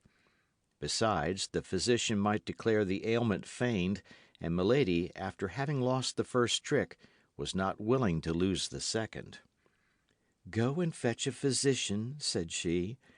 "What could be the good of that? These gentlemen declared yesterday that my illness was a comedy. It would be just the same today, no doubt, for since yesterday evening they have had plenty of time to send for a doctor." "Then," said Felton, who became impatient, "say yourself, madam, what treatment you wish followed." "How can I tell? My God! I know that I suffer, that's all. Give me anything you like, it is of little consequence." "Go and fetch Lord de Winter," said Felton, tired of these eternal complaints. "Oh, no, no!" cried Milady. "No, sir, do not call him, I conjure you. I am well, I want nothing, do not call him." She gave so much vehemence, such magnetic eloquence to this exclamation, that Felton, in spite of himself, advanced some steps into the room. "He has come," thought Milady. "Meanwhile, madam, if you really suffer," said Felton, "a physician shall be sent for, and if you deceive us, well, it will be the worse for you. But at least we shall not have to reproach ourselves with anything." Milady made no reply, but turning her beautiful head round upon the pillow, she burst into tears and uttered heart-breaking sobs. Felton surveyed her for an instant with his usual impassiveness. Then, seeing that the crisis threatened to be prolonged, he went out. The woman followed him, and Lord de Winter did not appear. "I fancy I begin to see my way," murmured Milady with a savage joy, burying herself under the clothes to conceal from anybody who might be watching her this burst of inward satisfaction. 2 hours passed away. "Now it is time that the malady should be over," said she. "Let me rise and obtain some success this very day. I have but 10 days, and this evening 2 of them will be gone." In the morning, when they entered Milady's chamber, they had brought her breakfast. Now, she thought, they could not long delay coming to clear the table, and that Felton would then reappear. Milady was not deceived. Felton reappeared, and without observing whether Milady had or had not touched her repast, made a sign that the table should be carried out of the room, it having been brought in ready spread. Felton remained behind. He held a book in his hand. Milady, reclining in an armchair near the chimney, beautiful, pale, and resigned, looked like a holy virgin awaiting martyrdom. Felton approached her and said, "Lord de Winter, who is a Catholic like yourself, madam, thinking that the deprivation of the rites and ceremonies of your church might be painful to you, has consented that you should read every day the ordinary of your mass, and here is a book which contains the ritual." At the manner in which Felton laid the book upon the little table near which Milady was sitting, at the tone in which he pronounced the two words, "your mass," at the disdainful smile with which he accompanied them, Milady raised her head and looked more attentively at the officer. By that plain arrangement of the hair, by that costume of extreme simplicity, by the brow polished like marble and as hard and impenetrable, she recognized one of those gloomy Puritans she had so often met, not only in the court of King James, but in that of the King of France, where, in spite of the remembrance of the St. Bartholomew, they sometimes came to seek refuge. She then had one of those sudden inspirations which only people of genius receive in great crises, in supreme moments which are to decide their fortunes or their lives. Those two words, "your mass," and a simple glance cast upon Felton, revealed to her all the importance of the reply she was about to make, but with that rapidity of intelligence which was peculiar to her, this reply, already arranged, presented itself to her lips. "I," said she, with an accent of disdain in unison with that which she had remarked in the voice of the young officer, "I, sir, my mass! Lord de Winter, the corrupted Catholic, knows very well that I am not of his religion, and this is a snare he wishes to lay for me." "And of what religion are you, then, madam?" asked Felton, with an astonishment which, in spite of the empire he held over himself, he could not entirely conceal. "I will tell it," cried Milady, with a feigned exultation, "on the day when I shall have suffered sufficiently for my faith."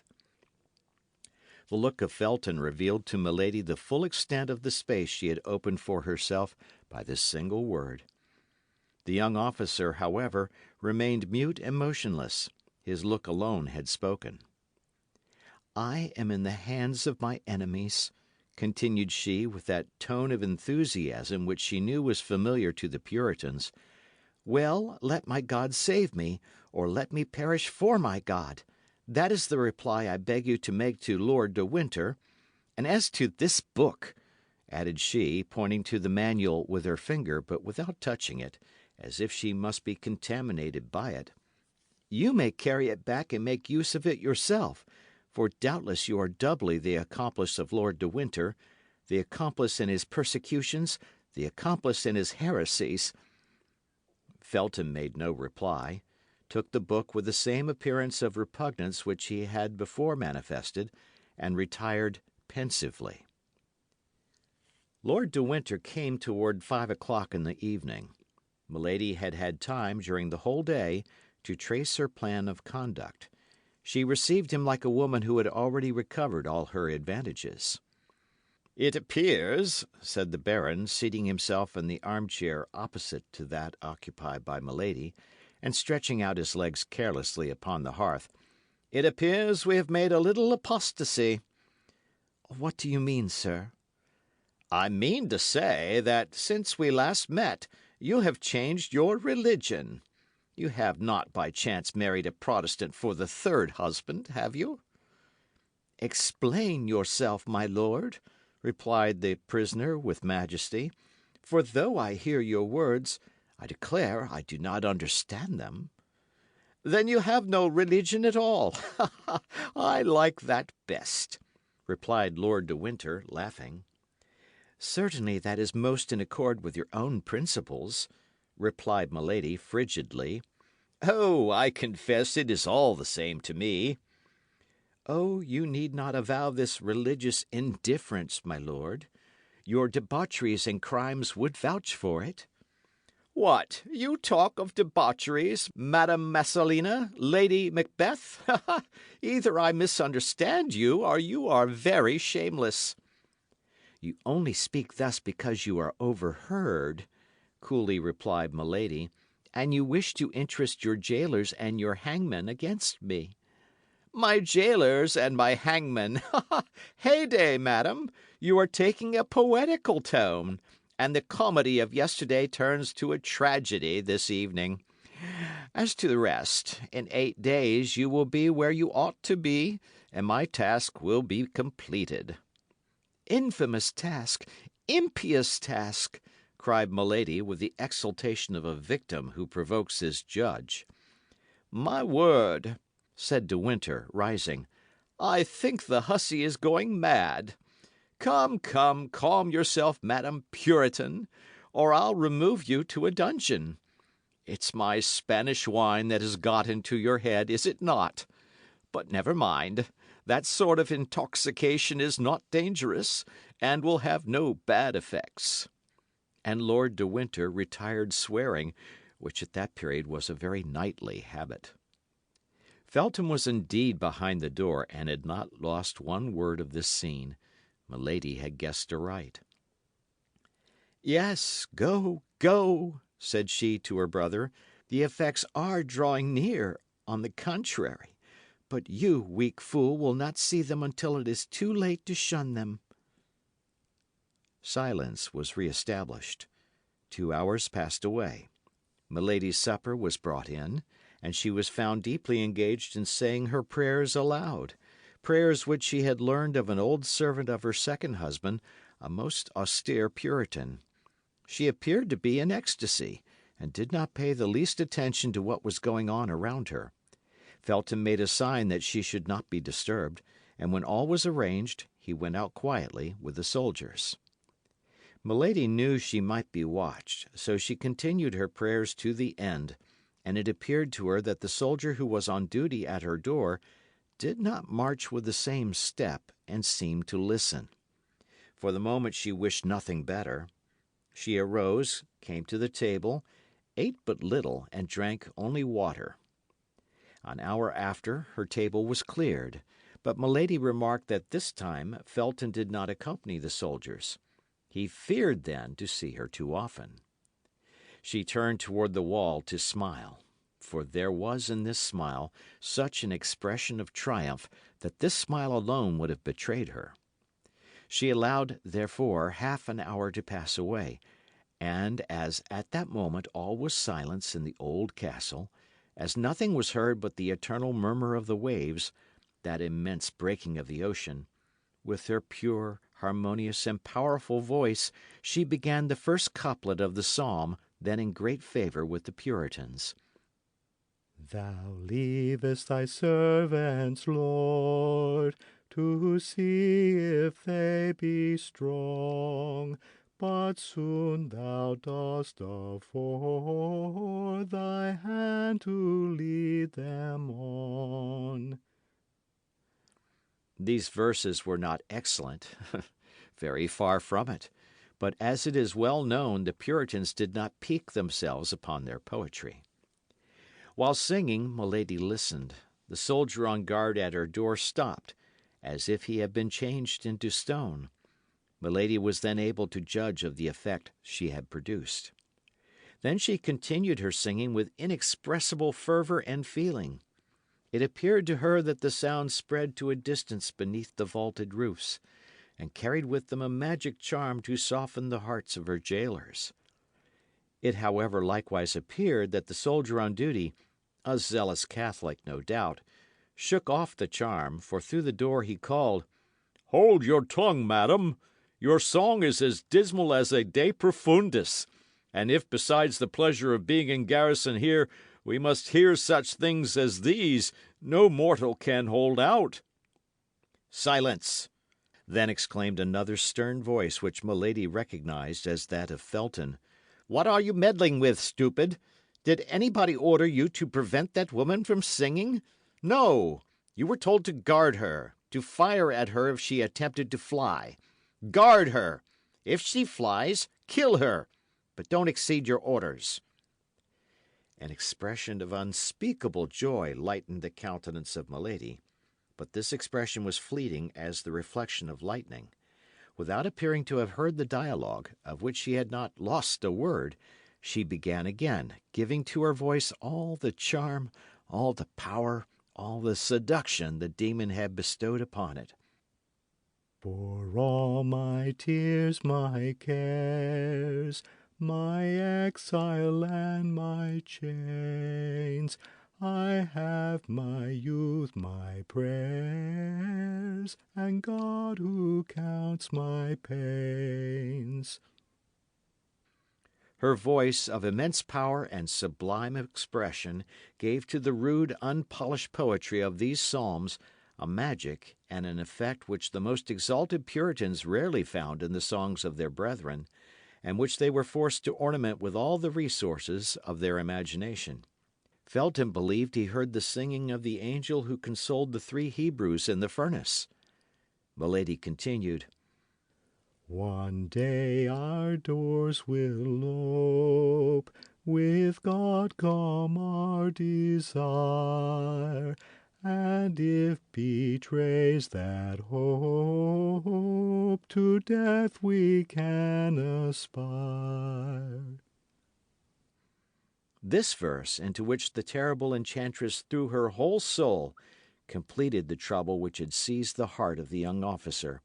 He opened the door quickly, and Milady saw him appear, pale as usual, but with his eye inflamed and almost wild. "Why do you sing thus, and with such a voice?" said he. "Your pardon, sir," said Milady, with mildness. "I forgot that my songs are out of place in this castle. I have perhaps offended you in your creed, but it was without wishing to do so, I swear. Pardon me, then, a fault which is perhaps great, but which certainly was involuntary." Milady was so beautiful at this moment, the religious ecstasy in which she appeared to be plunged gave such an expression to her countenance, that Felton was so dazzled that he fancied he beheld the angel whom he had only just before heard. "Yes, yes," said he, "you disturb, you agitate the people who live in the castle." The poor, senseless young man was not aware of the incoherence of his words, while Milady was reading with her lynx's eyes the very depths of his heart. "I will be silent, then," said Milady, casting down her eyes with all the sweetness she could give to her voice, with all the resignation she could impress upon her manner. "No, no, madam," said Felton. "Only do not sing so loud, particularly at night."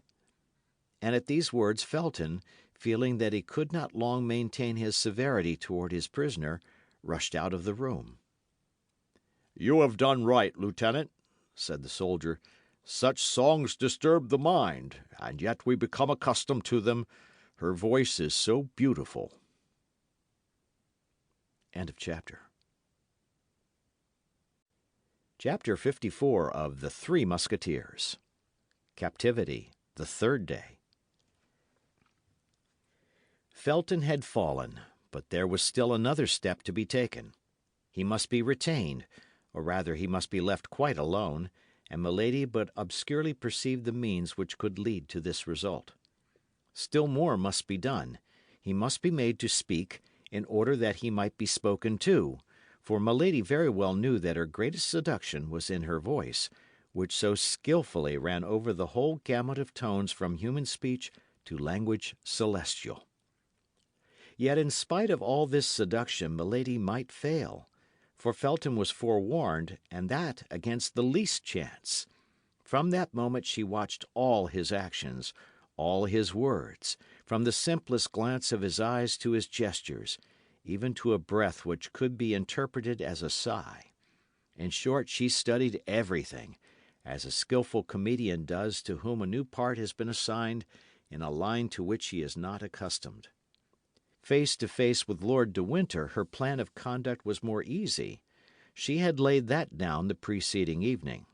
To remain silent and dignified in his presence, from time to time to irritate him by affected disdain, by a contemptuous word, to provoke him to threats and violence which would produce a contrast with her own resignation. Such was her plan. Felton would see all. Perhaps he would say nothing, but he would see. In the morning Felton came as usual, but Milady allowed him to preside over all the preparations for breakfast without addressing a word to him. At the moment when he was about to retire, she was cheered with a ray of hope, for she thought he was about to speak, but his lips moved without any sound leaving his mouth, and making a powerful effort to control himself, he sent back to his heart the words that were about to escape from his lips, and went out. Toward midday, Lord de Winter entered. It was a tolerably fine winter's day, and a ray of that pale English sun which lights but does not warm came through the bars of her prison. Milady was looking out at the window, and pretended not to hear the door as it opened. "Ah, ah," said Lord de Winter. "After having played comedy, after having played tragedy, we are now playing melancholy?" The prisoner made no reply. "Yes, yes," continued Lord de Winter, "I understand. You would like very well to be at liberty on that beach. You would like very well to be in a good ship dancing upon the waves of that emerald green sea. You would like very well, either on land or on the ocean, to lay for me one of those nice little ambuscades you are so skillful in planning. Patience, patience. In 4 days' time the shore will be beneath your feet, the sea will be open to you, more open than will perhaps be agreeable to you, for in 4 days England will be relieved of you." Milady folded her hands, and raising her fine eyes toward heaven, "Lord, Lord," said she, with an angelic meekness of gesture and tone, "pardon this man as I myself pardon him." "Yes, pray, accursed woman," cried the baron. "Your prayer is so much the more generous from your being, I swear to you, in the power of a man who will never pardon you." And he went out. At the moment he went out, a piercing glance darted through the opening of the nearly closed door, and she perceived Felton, who drew quickly to one side to prevent being seen by her. Then she threw herself upon her knees and began to pray. My God," said she, "thou knowest in what holy cause I suffer. Give me, then, strength to suffer." The door opened gently. The beautiful supplicant pretended not to hear the noise, and in a voice broken by tears she continued, "God of vengeance, God of goodness, wilt thou allow the frightful projects of this man to be accomplished?" Then only she pretended to hear the sound of Felton's steps, and rising quick as thought, she blushed, as if ashamed of being surprised on her knees. "I do not like to disturb those who pray, madam," said Felton seriously. "Do not disturb yourself on my account, I beseech you." "How do you know I was praying, sir?" said Milady in a voice broken by sobs. "You were deceived, sir. I was not praying." "Do you think, then, madam," replied Felton in the same serious voice, but with a milder tone, "do you think I assume the right of preventing a creature from prostrating herself before her Creator? God forbid! Besides, repentance becomes the guilty. Whatever crimes they may have committed, for me the guilty are sacred at the feet of God." "Guilty? I?" said Milady, with a smile which might have disarmed the angel of the Last Judgment. "Guilty? Oh, my God, thou knowest whether I am guilty. Say I am condemned, sir, if you please, but you know that God, who loves martyrs, sometimes permits the innocent to be condemned." "Were you condemned, were you innocent, were you a martyr," replied Felton, "the greater would be the necessity for prayer, and I myself would aid you with my prayers." "Oh, you are a just man!" cried Milady, throwing herself at his feet. "I can hold out no longer, for I fear I shall be wanting in strength at the moment when I shall be forced to undergo the struggle and confess my faith. Listen, then, to the supplication of a despairing woman. You are abused, sir, but that is not the question. I only ask you one favour, and if you grant it me, I will bless you in this world and in the next." "Speak to the master, madam," said Felton. "Happily, I am neither charged with the power of pardoning nor punishing. It is upon one higher place than I am that God has laid this responsibility." "To you, no, to you alone. Listen to me. Rather than add to my destruction, rather than add to my ignominy." "If you have merited this shame, madam, if you have incurred this ignominy, you must submit it as an offering to God." "What do you say? Oh, you do not understand me. When I speak of ignominy, you think I speak of some chastisement, of imprisonment or death. Would to heaven! Of what consequence to me is imprisonment or death?" "It is I who no longer understand you, madam," said Felton. "Or rather, who pretend not to understand me, sir," replied the prisoner, with a smile of incredulity. "No, madam, on the honour of a soldier, on the faith of a Christian." "What? You are ignorant of Lord de Winter's designs upon me?" "I am." "Impossible! You are his confidant." "I never lie, madam." "Oh, he conceals them too little for you not to divine them." "I seek to divine nothing, madam. I wait till I am confided in, and apart from that which Lord de Winter has said to me before you, he has confided nothing to me." "Why, then," cried Milady, with an incredible tone of truthfulness, "you are not his accomplice. You do not know that he destines me to a disgrace which all the punishments of the world cannot equal in horror?" "You are deceived, madam," said Felton, blushing. "Lord de Winter is not capable of such a crime." "Good," said Milady to herself. "Without thinking what it is, he calls it a crime." Then aloud, "The friend of that wretch is capable of everything." "Whom do you call that wretch?" asked Felton. "Are there, then, in England two men to whom such an epithet can be applied?" "You mean George Villiers?" asked Felton, whose looks became excited. "Whom pagans and unbelieving Gentiles call Duke of Buckingham," replied Milady. "I could not have thought that there was an Englishman in all England who would have required so long an explanation to make him understand of whom I am speaking." "The hand of the Lord is stretched over him," said Felton. "He will not escape the chastisement he deserves." Felton only expressed, with regard to the duke, the feeling of execration which all the English had declared toward him whom the Catholics themselves called the extortioner, the pillager, the debauchee, and whom the Puritans styled simply Satan. "Oh, my God! My God!" cried Milady. "When I supplicate thee to pour upon this man the chastisement which is his due, thou knowest it is not my own vengeance I pursue, but the deliverance of a whole nation that I implore." "Do you know him, then?" asked Felton. "At length he interrogates me," said Milady to herself, at the height of joy at having obtained so quickly such a great result. "Oh, know him! Yes, yes, to my misfortune, to my eternal misfortune." And Milady twisted her arms as if in a paroxysm of grief. Felton no doubt felt within himself that his strength was abandoning him, and he made several steps toward the door; but the prisoner, whose eye never left him, sprang in pursuit of him and stopped him. "Sir," cried she, "be kind, be clement, listen to my prayer.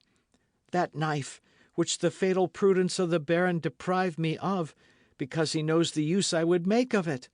Oh, hear me to the end! That knife, give it to me for a minute only.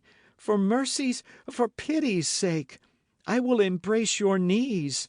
You shall shut the door that you may be certain I contemplate no injury to you. My God, to you! the only just, good, and compassionate being I have met with. To you, my preserver, perhaps. 1 minute that knife, 1 minute, a single minute, and I will restore it to you through the grating of the door. Only 1 minute, Mr. Felton, and you will have saved my honour." "To kill yourself?" cried Felton, with terror, forgetting to withdraw his hands from the hands of the prisoner. "To kill yourself?" "I have told, sir," murmured Milady, lowering her voice, and allowing herself to sink overpowered to the ground. "I have told my secret. He knows all. My God, I am lost." Felton remained standing, motionless and undecided. "He still doubts," thought Milady. "I have not been earnest enough." Someone was heard in the corridor. Milady recognised the step of Lord de Winter. Felton recognised it also, and made a step toward the door. Milady sprang toward him. "Oh, not a word," said she, in a concentrated voice. "Not a word of all that I have said to you to this man, or I am lost, and it would be you. Then, as the steps drew near, she became silent for fear of being heard, applying, with a gesture of infinite terror, her beautiful hand to Felton's mouth. Felton gently repulsed Milady, and she sank into a chair. Lord de Winter passed before the door without stopping, and they heard the noise of his footsteps soon die away. Felton, as pale as death, remained some instants with his ear bent and listening. Then, when the sound was quite extinct, he breathed like a man awaking from a dream, and rushed out of the apartment. "Ah!" said Milady, listening in her turn to the noise of Felton's steps, which withdrew in a direction opposite to those of Lord de Winter. "At length you are mine." Then her brow darkened. "If he tells the Baron," said she, "I am lost, for the Baron, who knows very well that I shall not kill myself, will place me before him with a knife in my hand, and he will discover that all this despair is but acted." She placed herself before the glass, and regarded herself attentively. Never had she appeared more beautiful. "Oh, yes," said she, smiling, "but we won't tell him." In the evening Lord de Winter accompanied the supper.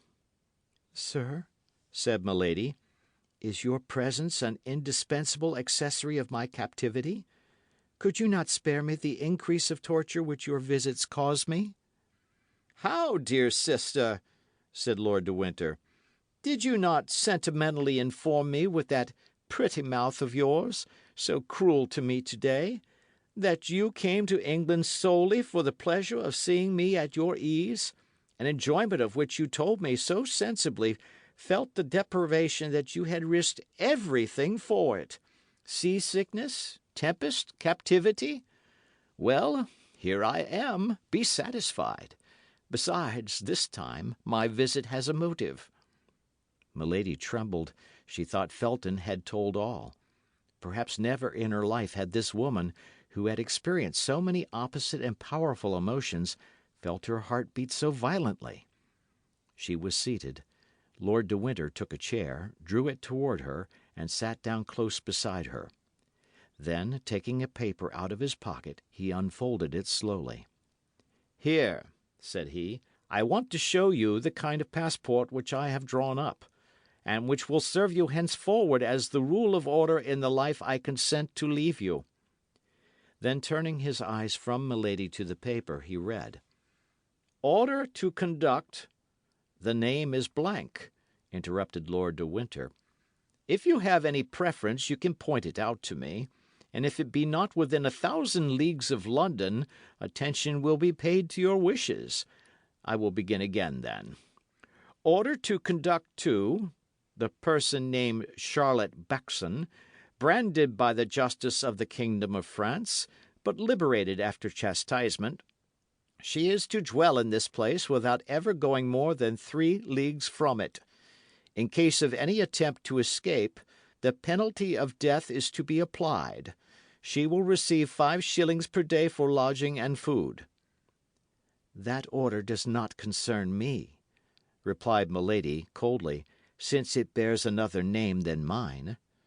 A name? Have you a name, then? I bear that of your brother.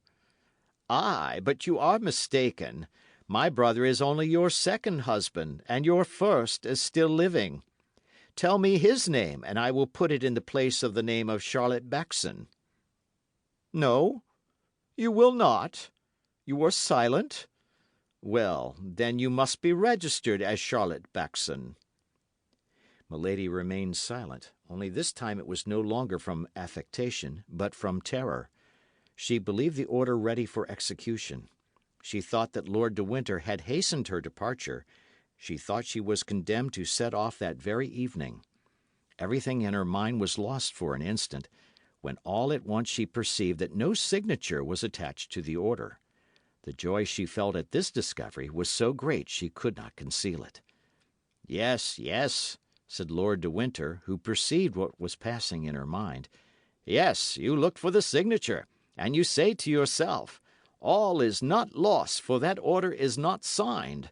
It is only shown to me to terrify me, that's all. You are mistaken.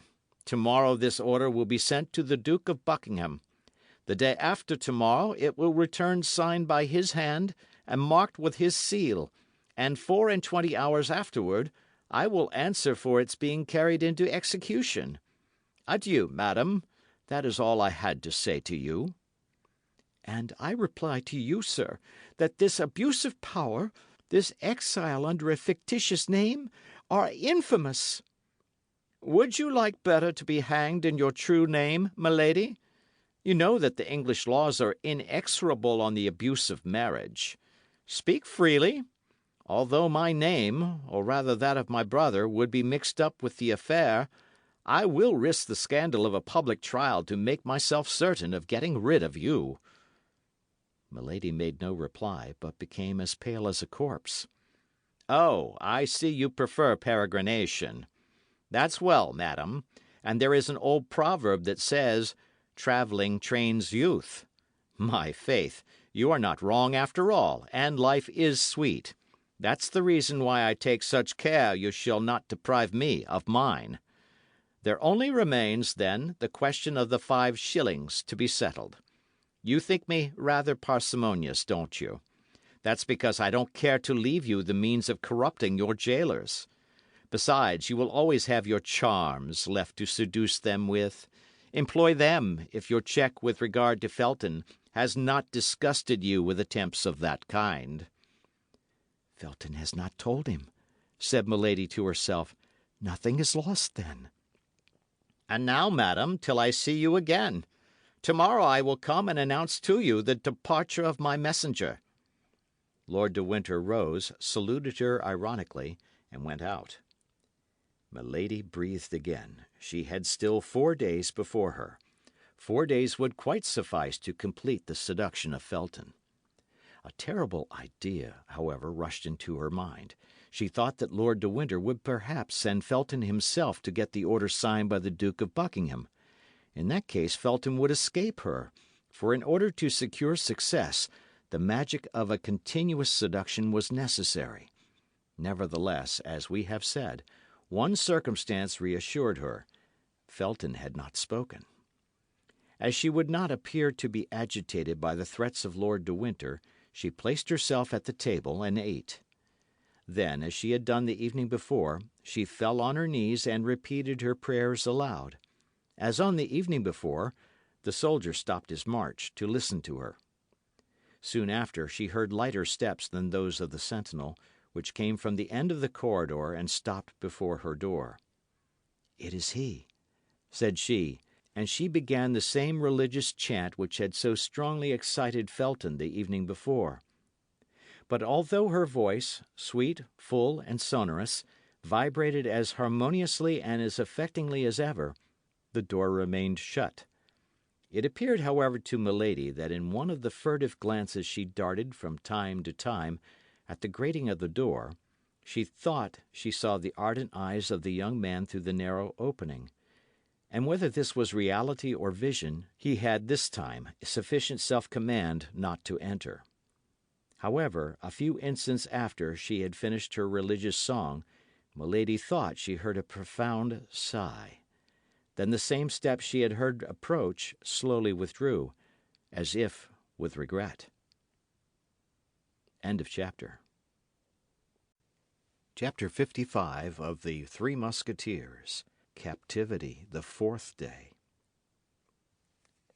The next day, when Felton entered Milady's apartment, he found her standing, mounted upon a chair, holding in her hands a cord made by means of torn cambric handkerchiefs, twisted into a kind of rope one with another, and tied at the ends.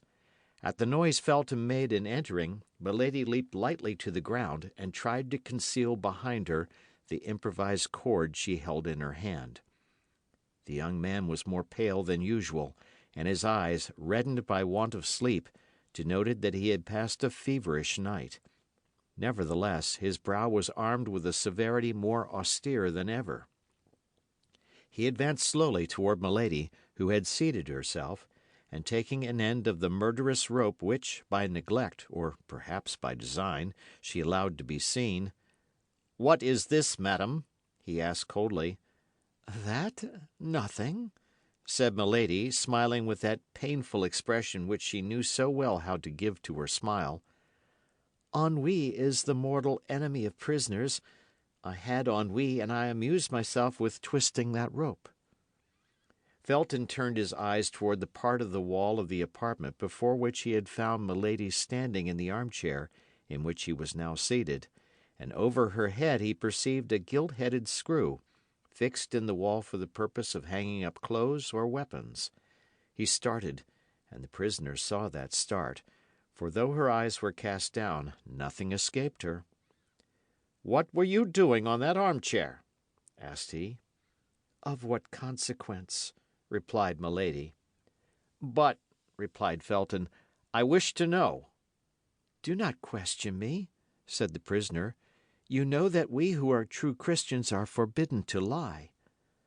"Well, then," said Felton, "I will tell you what you were doing, or rather what you meant to do. You were going to complete the fatal project you cherish in your mind. Remember, madam, if our God forbids falsehood, he much more severely condemns suicide." "When God sees one of his creatures persecuted unjustly, placed between suicide and dishonor, believe me, sir," replied Milady in a tone of deep conviction, "God pardons suicide, for then suicide becomes martyrdom." "You say either too much or too little. Speak, madam. In the name of heaven, explain yourself." "That I may relate my misfortunes for you to treat them as fables, that I may tell you my projects for you to go and betray them to my persecutor? No, sir. Besides, of what importance to you is the life or death of a condemned wretch? You are only responsible for my body. Is it not so? And provided you provide a carcass that may be recognized as mine, they will require no more of you. Nay, perhaps you will even have a double reward." "I, madam, I?" cried Felton. "You suppose that I would ever accept the price of your life? Oh, you cannot believe what you say." "Let me act as I please, Felton.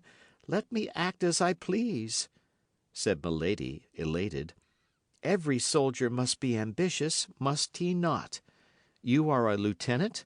Well, you will follow me to the grave with the rank of captain."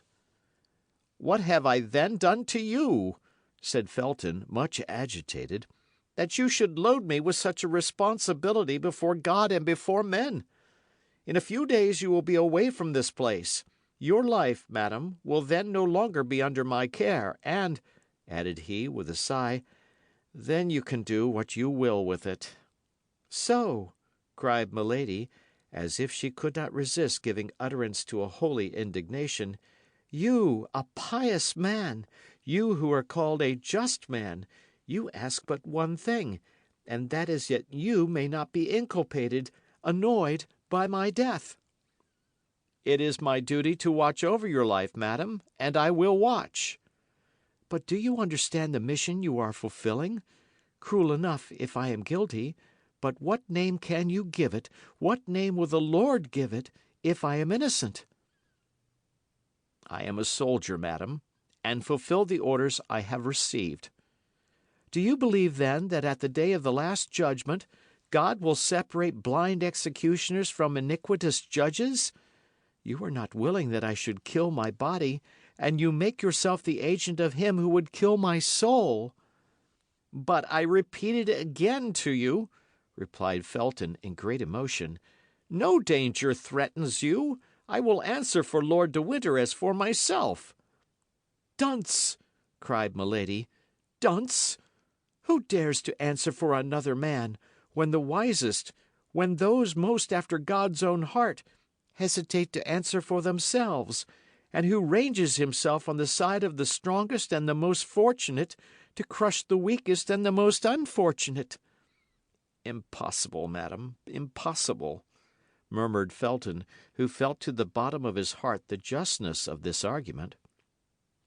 A prisoner, you will not recover your liberty through me. Living, you will not lose your life through me. Yes, cried Milady, but I shall lose that which is much dearer to me than life. I shall lose my honor, Felton, and it is you whom I make responsible, before God and before men, for my shame and my infamy. This time Felton, immovable as he was, or appeared to be, could not resist the secret influence which had already taken possession of him. To see this woman, so beautiful, fair as the brightest vision, to see her by turns overcome with grief and threatening, to resist at once the ascendancy of grief and beauty, it was too much for a visionary. It was too much for a brain weakened by the ardent dreams of an ecstatic faith. It was too much for a heart furrowed by the love of heaven that burns, by the hatred of men that devours. Milady saw the trouble. She felt by intuition the flame of the opposing passions which burn with the blood in the veins of the young fanatic. As a skilful general, seeing the enemy ready to surrender, marches toward him with a cry of victory, she rose, beautiful as an antique priestess, inspired like a Christian virgin, her arms extended, her throat uncovered, her hair disheveled, holding with one hand her robe modestly drawn over her breast, her look illumined by that fire which had already created such disorder in the veins of the young Puritan, and went toward him, crying out with a vehement air, and in her melodious voice, to which on this occasion she communicated a terrible energy, "Let this victim to Baal be sent, to the lions the martyr be thrown. Thy God shall teach thee to repent. From the abyss he'll give ear to my moan." Felton stood before this strange apparition like one petrified. "Who art thou? Who art thou?" cried he, clasping his hands. "Art thou a messenger from God? Art thou a messenger from hell? Art thou an angel or a demon? Callest thou thyself Eloa or Astarte?" "Do you not know me, Felton? I am neither an angel nor a demon. I am a daughter of earth. I am a sister of thy faith, that is all." "Yes, yes," said Felton. "I doubted, but now I believe." "You believe, and still you are an accomplice of that child of Belial which is called Lord de Winter. You believe, and yet you leave me in the hands of mine enemies, of the enemy of England, of the enemy of God. You believe, and yet you deliver me up to him who fills and defiles the world with his heresies and debaucheries, to that infamous Sardanapalus, whom the blind call the Duke of Buckingham, and whom believers name Antichrist." "I deliver you up to Buckingham? I? What mean you by that?" "They have eyes," cried Milady, "but they see not. Ears have they, but they hear not." "Yes, yes," said Felton, passing his hands over his brow, covered with sweat, as if to remove his last doubt. "Yes, I recognize the voice which speaks to me in my dreams. Yes, I recognize the features of the angel who appears to me every night, crying to my soul, which cannot sleep, 'Strike, save England, save thyself, for thou wilt die without having appeased God.' Speak, speak," cried Felton. "I can understand you now." A flash of terrible joy, but rapid as thought, gleamed from the eyes of Milady. However fugitive this homicidal flash, Felton saw it, and started as if its light had revealed the abysses of this woman's heart. He recalled all at once the warnings of Lord de Winter, the seductions of Milady, her first attempts after her arrival. He drew back a step and hung down his head, without, however, ceasing to look at her, as if, fascinated by this strange creature, he could not detach his eyes from her eyes. Milady was not a woman to misunderstand the meaning of this hesitation. Under her apparent emotions, her icy coolness never abandoned her. Before Felton replied, and before she should be forced to resume this conversation, so difficult to be sustained in the same exalted tone, she let her hands fall, and as if the weakness of the woman overpowered the enthusiasm of the inspired fanatic, she said, "But no, it is not for me to be the Judith to deliver Bethulia from this Holofernes. The sword of the Eternal is too heavy for my arm. Allow me, then, to avoid dishonour by death. Let me take refuge in martyrdom. I do not ask you for liberty, as a guilty one would, nor for vengeance, as would a pagan. Let me die, that is all. I supplicate you. I implore you on my knees. Let me die, and my last sigh shall be a blessing for my preserver." Hearing that voice, so sweet and suppliant, seeing that look, so timid and downcast, Felton reproached himself. By degrees the enchantress had clothed herself with that magic adornment which she assumed and threw aside at will. That is to say, beauty, meekness, and tears, and above all the irresistible attraction of mystical voluptuousness, the most devouring of all voluptuousness. "Alas," said Felton, "I can do but one thing, which is to pity you if you prove to me you are a victim. But Lord de Winter makes cruel accusations against you. You are a Christian. You are my sister in religion. I feel myself drawn toward you. I, who have never loved anyone but my benefactor.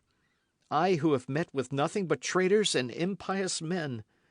But you, madam, so beautiful in reality, you, so pure in appearance, must have committed great iniquities for Lord de Winter to pursue you thus." "They have eyes," repeated Milady with an accent of indescribable grief, "but they see not. Ears have they, but they hear not." "But," cried the young officer, "speak then, speak!" "Confide my shame to you," cried Milady, with the blush of modesty upon her countenance. "For often the crime of one becomes the shame of another. Confide my shame to you, a man, and I a woman? Oh," continued she, placing her hand modestly over her beautiful eyes, "never, never! I could not." "To me? To a brother?" said Felton.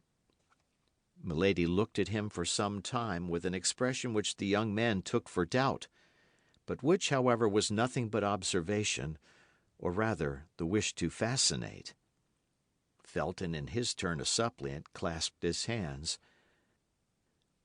"Well, then," said Milady, "I confide in my brother.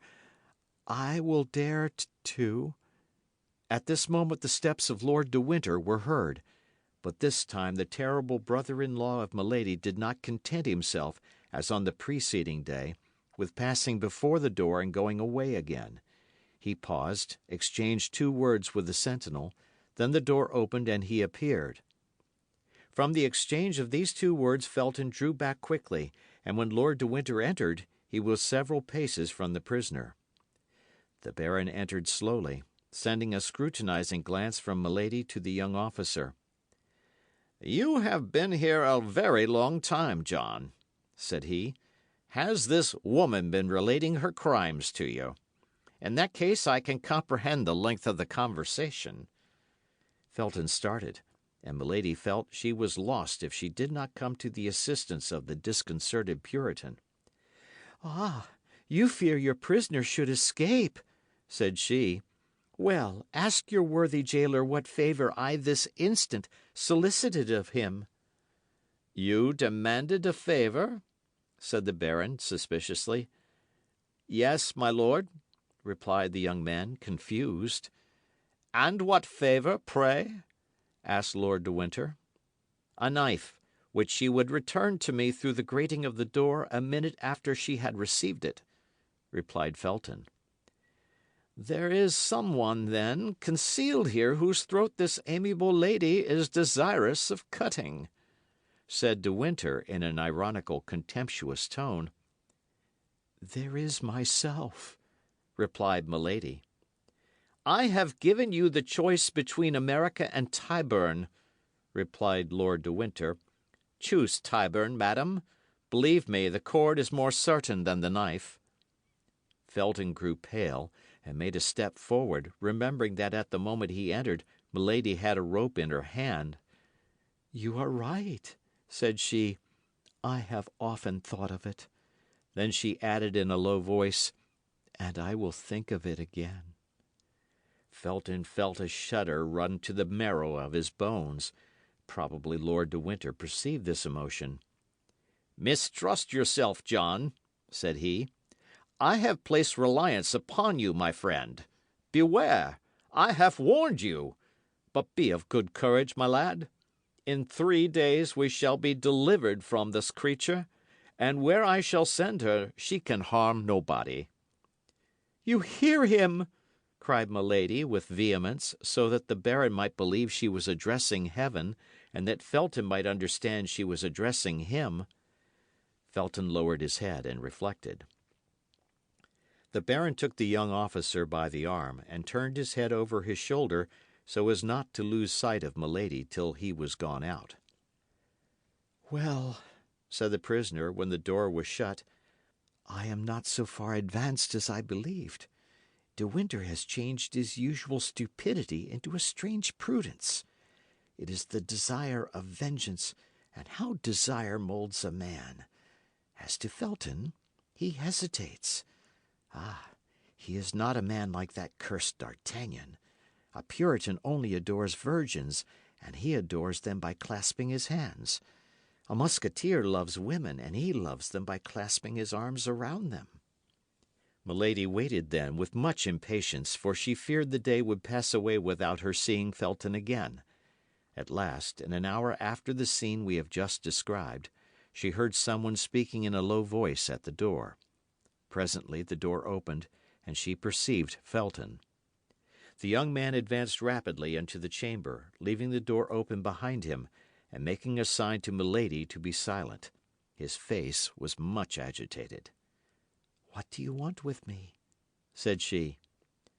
Listen, said Felton in a low voice. I have just sent away the sentinel that I might remain here without anybody knowing it, in order to speak to you without being overheard. The baron has just related a frightful story to me. Milady assumed her smile of a resigned victim and shook her head.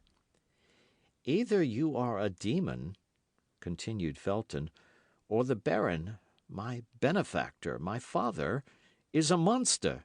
I have known you 4 days. I have loved him 4 years. I therefore may hesitate between you. Be not alarmed at what I say. I want to be convinced. Tonight, after 12, I will come and see you, and you shall convince me. No, Felton, no, my brother, said she.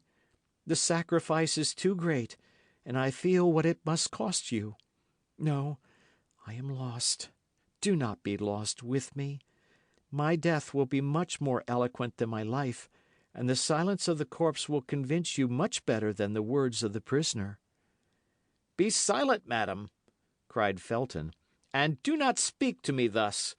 I came to entreat you to promise me, upon your honour, to swear to me by what you hold most sacred, that you will make no attempt upon your life. I will not promise, said Milady, for no one has more respect for a promise or an oath than I have. and if I make a promise, I must keep it." "Well," said Felton, "only promise till you have seen me again. If when you have seen me again you still persist, well, then you shall be free, and I myself will give you the weapon you desire." "Well," said Milady, "for you I will wait." "Swear." "I swear it, by our God. Are you satisfied?" "Well," said Felton, "till tonight." And he darted out of the room, shut the door, and waited in the corridor, the soldier's half pike in his hand, and as if he had mounted guard in his place. The soldier returned, and Felton gave him back his weapon. Then through the grating to which she had drawn near, Milady saw the young man make a sign with delirious fervour, and depart in an apparent transport of joy. As for her, she returned to her place with a smile of savage contempt upon her lips, and repeated, blaspheming, that terrible name of God, by whom she had just sworn without ever having learned to know him. "My God," said she, "what a senseless fanatic! My God, it is I, and this fellow who will help me to avenge myself." End of chapter. Chapter 56 of the Three Musketeers. Captivity, the Fifth Day. Milady had, however, achieved a half triumph, and success doubled her forces. It was not difficult to conquer, as she had hitherto done, men prompt to let themselves be seduced, and whom the gallant education of a court led quickly into her net. Milady was handsome enough not to find much resistance on the part of the flesh, and she was sufficiently skilful to prevail over all the obstacles of the mind. But this time she had to contend with an unpolished nature, concentrated and insensible by force of austerity. Religion and its observances had made Felton a man inaccessible to ordinary seductions. There fermented in that sublimated brain plans so vast, projects so tumultuous, that there remained no room for any capricious or material love, that sentiment which is fed by leisure and grows with corruption. Milady had, then, made a breach by her false virtue in the opinion of a man horribly prejudiced against her, and by her beauty in the heart of a man hitherto chaste and pure.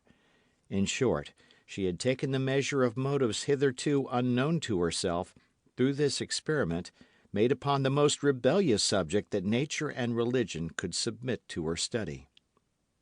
Many a time, nevertheless, during the evening she despaired of fate and of herself. She did not invoke God, we very well know, but she had faith in the genius of evil, that immense sovereignty which reigns in all the details of human life, and by which, as in the Arabian fable, a single pomegranate seed is sufficient to reconstruct a ruined world. Milady, being well prepared for the reception of Felton, was able to erect her batteries for the next day.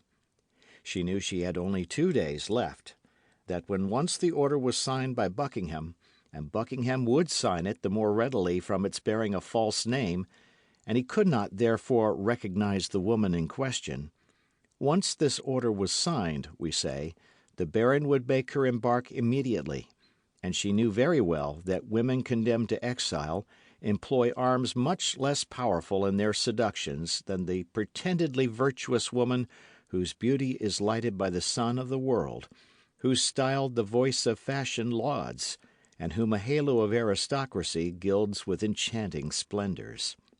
To be a woman condemned to a painful and disgraceful punishment is no impediment to beauty, but it is an obstacle to the recovery of power. Like all persons of real genius, Milady knew what suited her nature and her means. Poverty was repugnant to her. Degradation took away 2/3 of her greatness. Milady was only a queen while among queens. The pleasure of satisfied pride was necessary to her domination. To command inferior beings was rather a humiliation than a pleasure to her. She should certainly return from her exile, she did not doubt that a single instant, but how long might this exile last? For an active, ambitious nature, like that of Milady, Days not spent in climbing are inauspicious days. What word, then, can be found to describe the days which they occupy in descending? To lose a year, 2 years, 3 years, is to talk of an eternity. To return after the death or disgrace of the cardinal, perhaps. To return when D'Artagnan and his friends, happy and triumphant, should have received from the queen the reward they had well acquired by the services they had rendered her. These were devouring ideas that a woman like Milady could not endure. For the rest, the storm which raged within her doubled her strength, and she would have burst the walls of her prison if her body had been able to take for a single instant the proportions of her mind. Then that which spurred her on additionally in the midst of all this was the remembrance of the cardinal. What must the mistrustful, restless, suspicious cardinal think of her silence?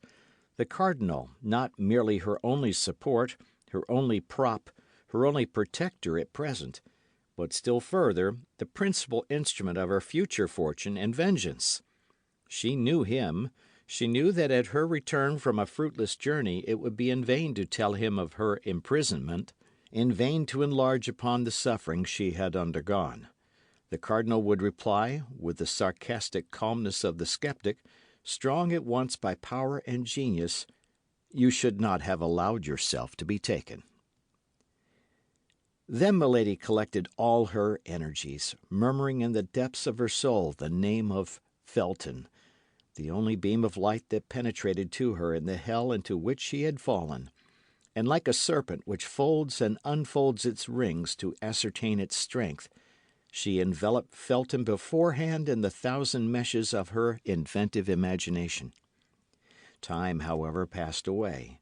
The hours, one after another, seemed to awaken the clock as they passed, and every blow of the brass hammer resounded upon the heart of the prisoner. At 9 o'clock, Lord de Winter made his customary visit, examined the window and the bars, sounded the floor and the walls, looked to the chimney and the doors, without, during this long and minute examination, he or Milady pronouncing a single word. Doubtless both of them understood that the situation had become too serious to lose time in useless words and aimless wrath. "Well," said the baron, on leaving her, "you will not escape tonight." At 10 o'clock Felton came and placed the sentinel. Milady recognised his step. She was as well acquainted with it now as a mistress is with that of the lover of her heart. And yet Milady at the same time detested and despised this weak fanatic. That was not the appointed hour. Felton did not enter. 2 hours after, as midnight sounded, the sentinel was relieved. This time it was the hour, and from this moment Milady waited with impatience. The new sentinel commenced his walk in the corridor. At the expiration of 10 minutes, Felton came. Milady was all attention.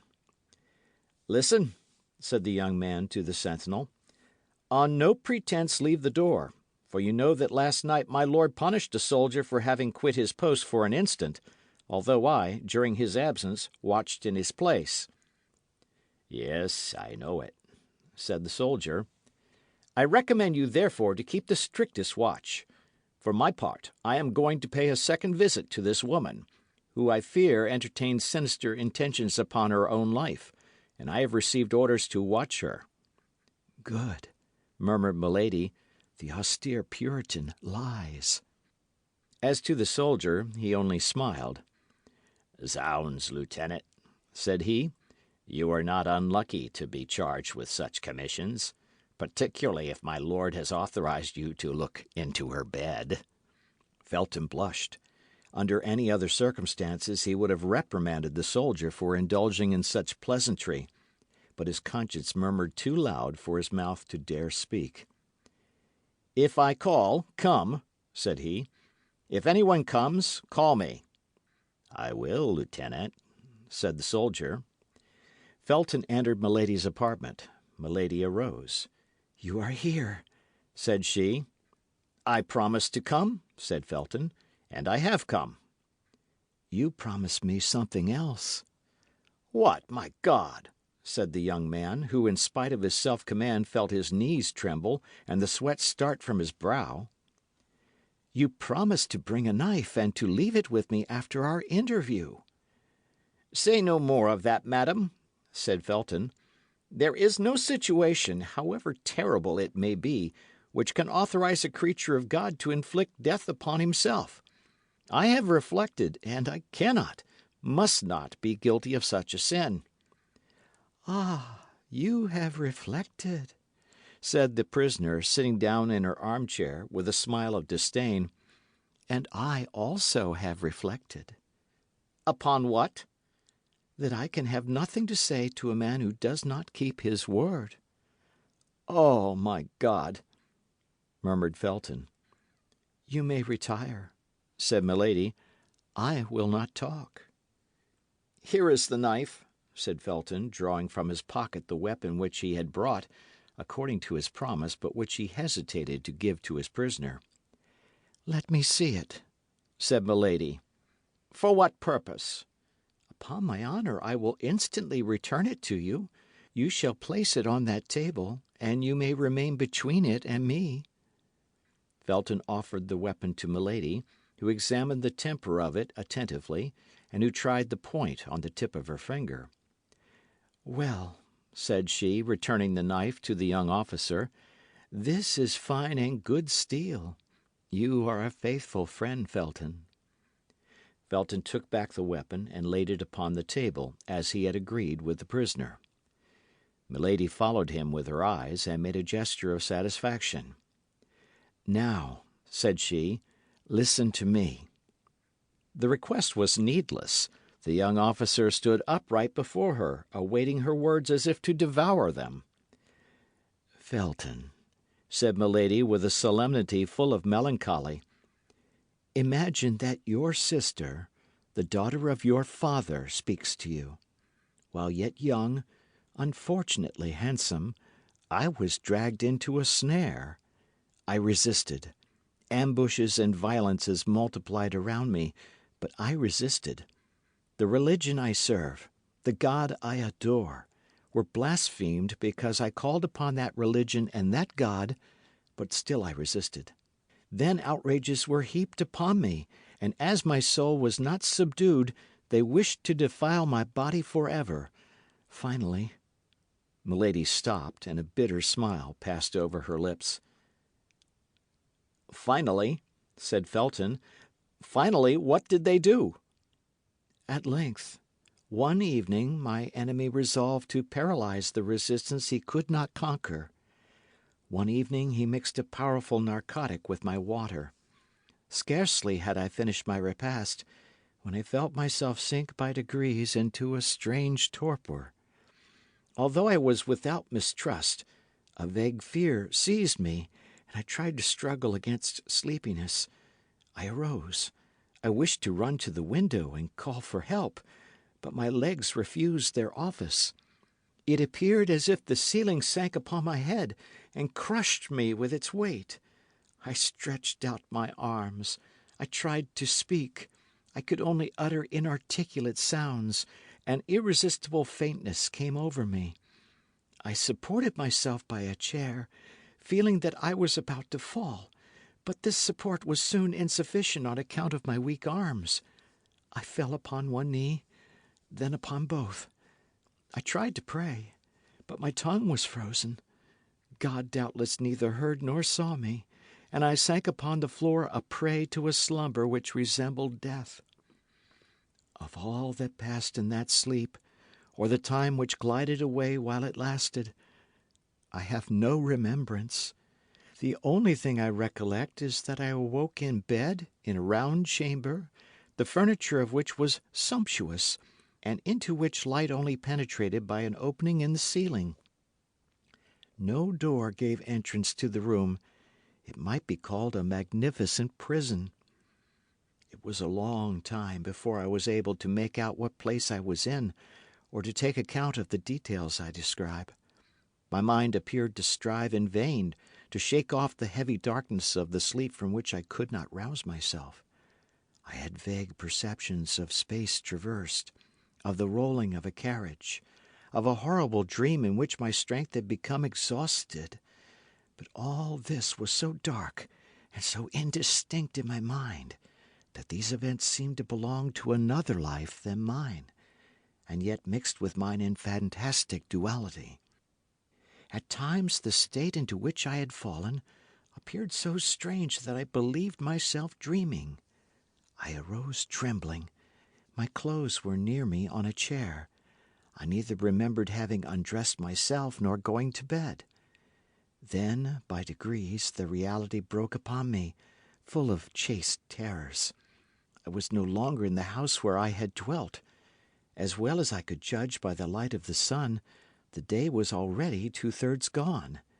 It was the evening before when I had fallen asleep. My sleep then must have lasted 24 hours.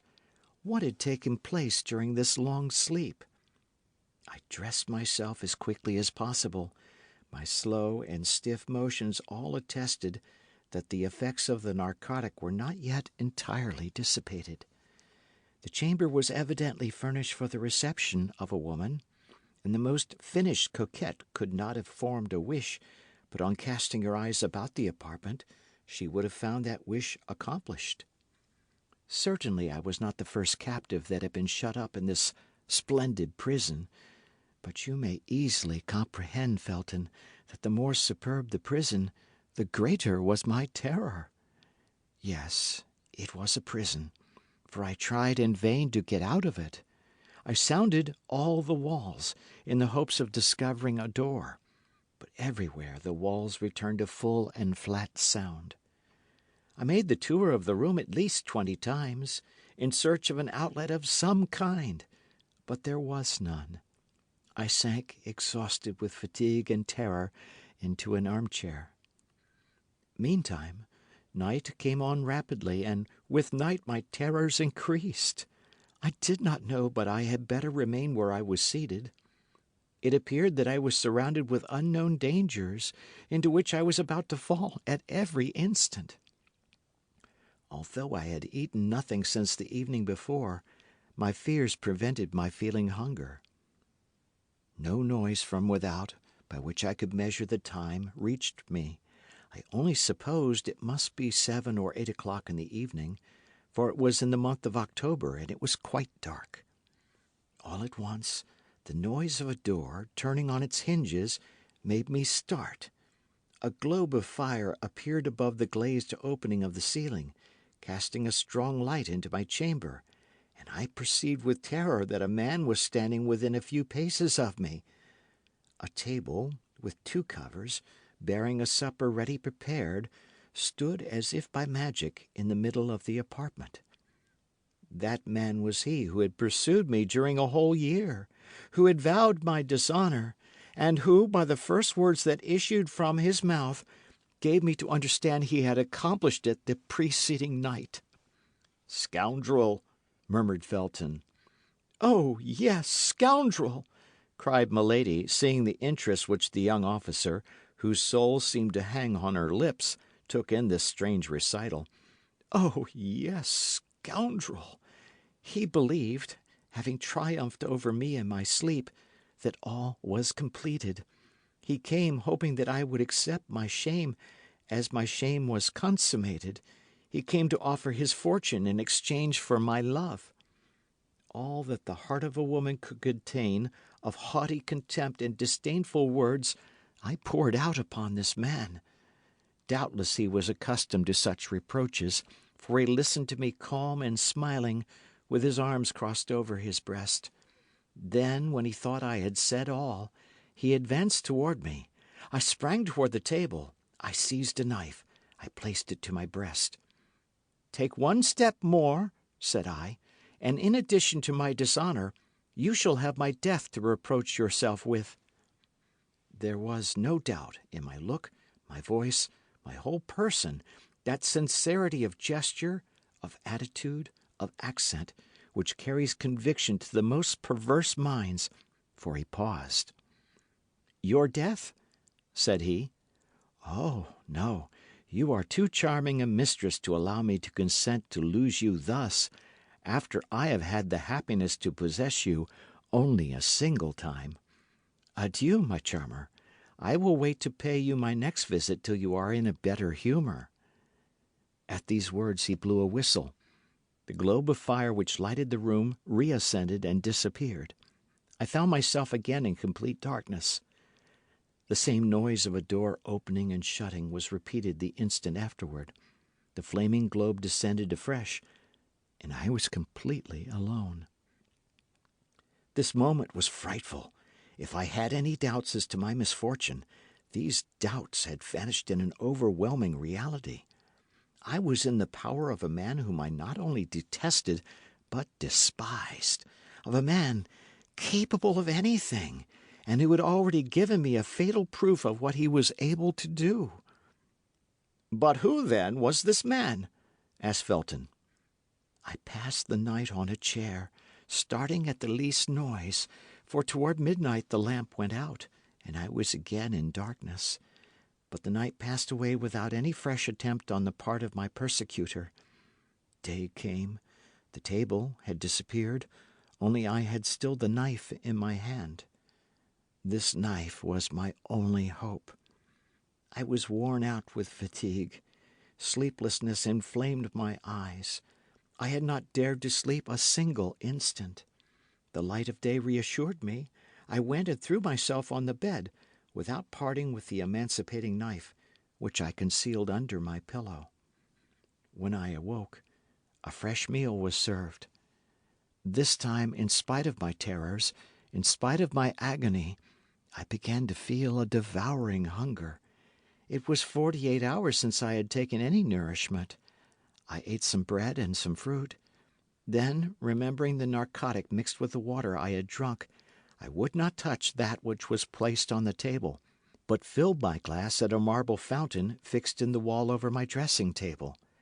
And yet, notwithstanding these precautions, I remained for some time in a terrible agitation of mind.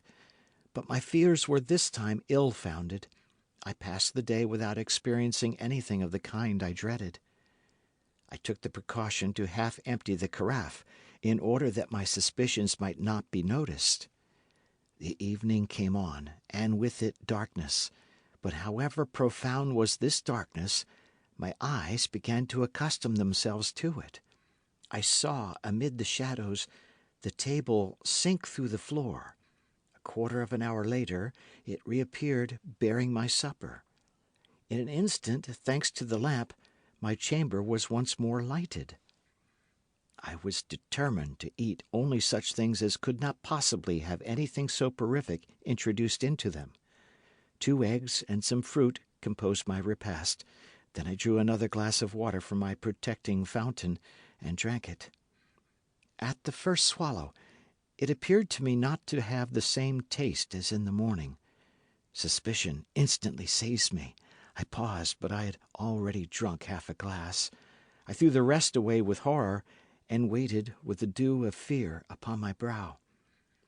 No doubt some invisible witness had seen me draw the water from that fountain, and had taken advantage of my confidence in it, the better to assure my ruin, so coolly resolved upon, so cruelly pursued. Half an hour had not passed when the same symptoms began to appear, but as I had only drunk half a glass of the water, I contended longer, and instead of falling entirely asleep, I sank into a state of drowsiness, which left me a perception of what was passing around me, while depriving me of the strength either to defend myself or to fly. I dragged myself toward the bed to seek the only defence I had left, my saving knife, but I could not reach the bolster. I sank on my knees, my hands clasped round one of the bedposts. Then I felt that I was lost. Felton became frightfully pale, and a convulsive tremor crept through his whole body. And what was most frightful, continued Milady, her voice altered, as if she still experienced the same agony as at that awful minute, was that at this time I retained a consciousness of the danger that threatened me. Was that my soul, if I may say so, waked in my sleeping body? Was that I saw, that I heard? It is true that all was like a dream, but it was not the less frightful. I saw the lamp ascend and leave me in darkness. Then I heard the well-known creaking of the door, although I had heard that door open but twice. I felt instinctively that someone approached me. It is said that the doomed wretch in the deserts of America thus feels the approach of the serpent. I wished to make an effort. I attempted to cry out. By an incredible effort of will, I even raised myself up, but only to sink down again immediately and to fall into the arms of my persecutor. "Tell me who this man was," cried the young officer. Milady saw at a single glance all the painful feelings she inspired in Felton by dwelling on every detail of her recital, but she would not spare him a single pang. The more profoundly she wounded his heart, the more certainly he would avenge her. She continued then, as if she had not heard his exclamation, or as if she thought the moment was not yet come to reply to it. Only this time it was no longer an inert body without feeling that the villain had to deal with. I have told you that without being able to regain the complete exercise of my faculties, I retained the sense of my danger. I struggled then with all my strength, and doubtless opposed, weak as I was, a long resistance, for I heard him cry out, "These miserable Puritans!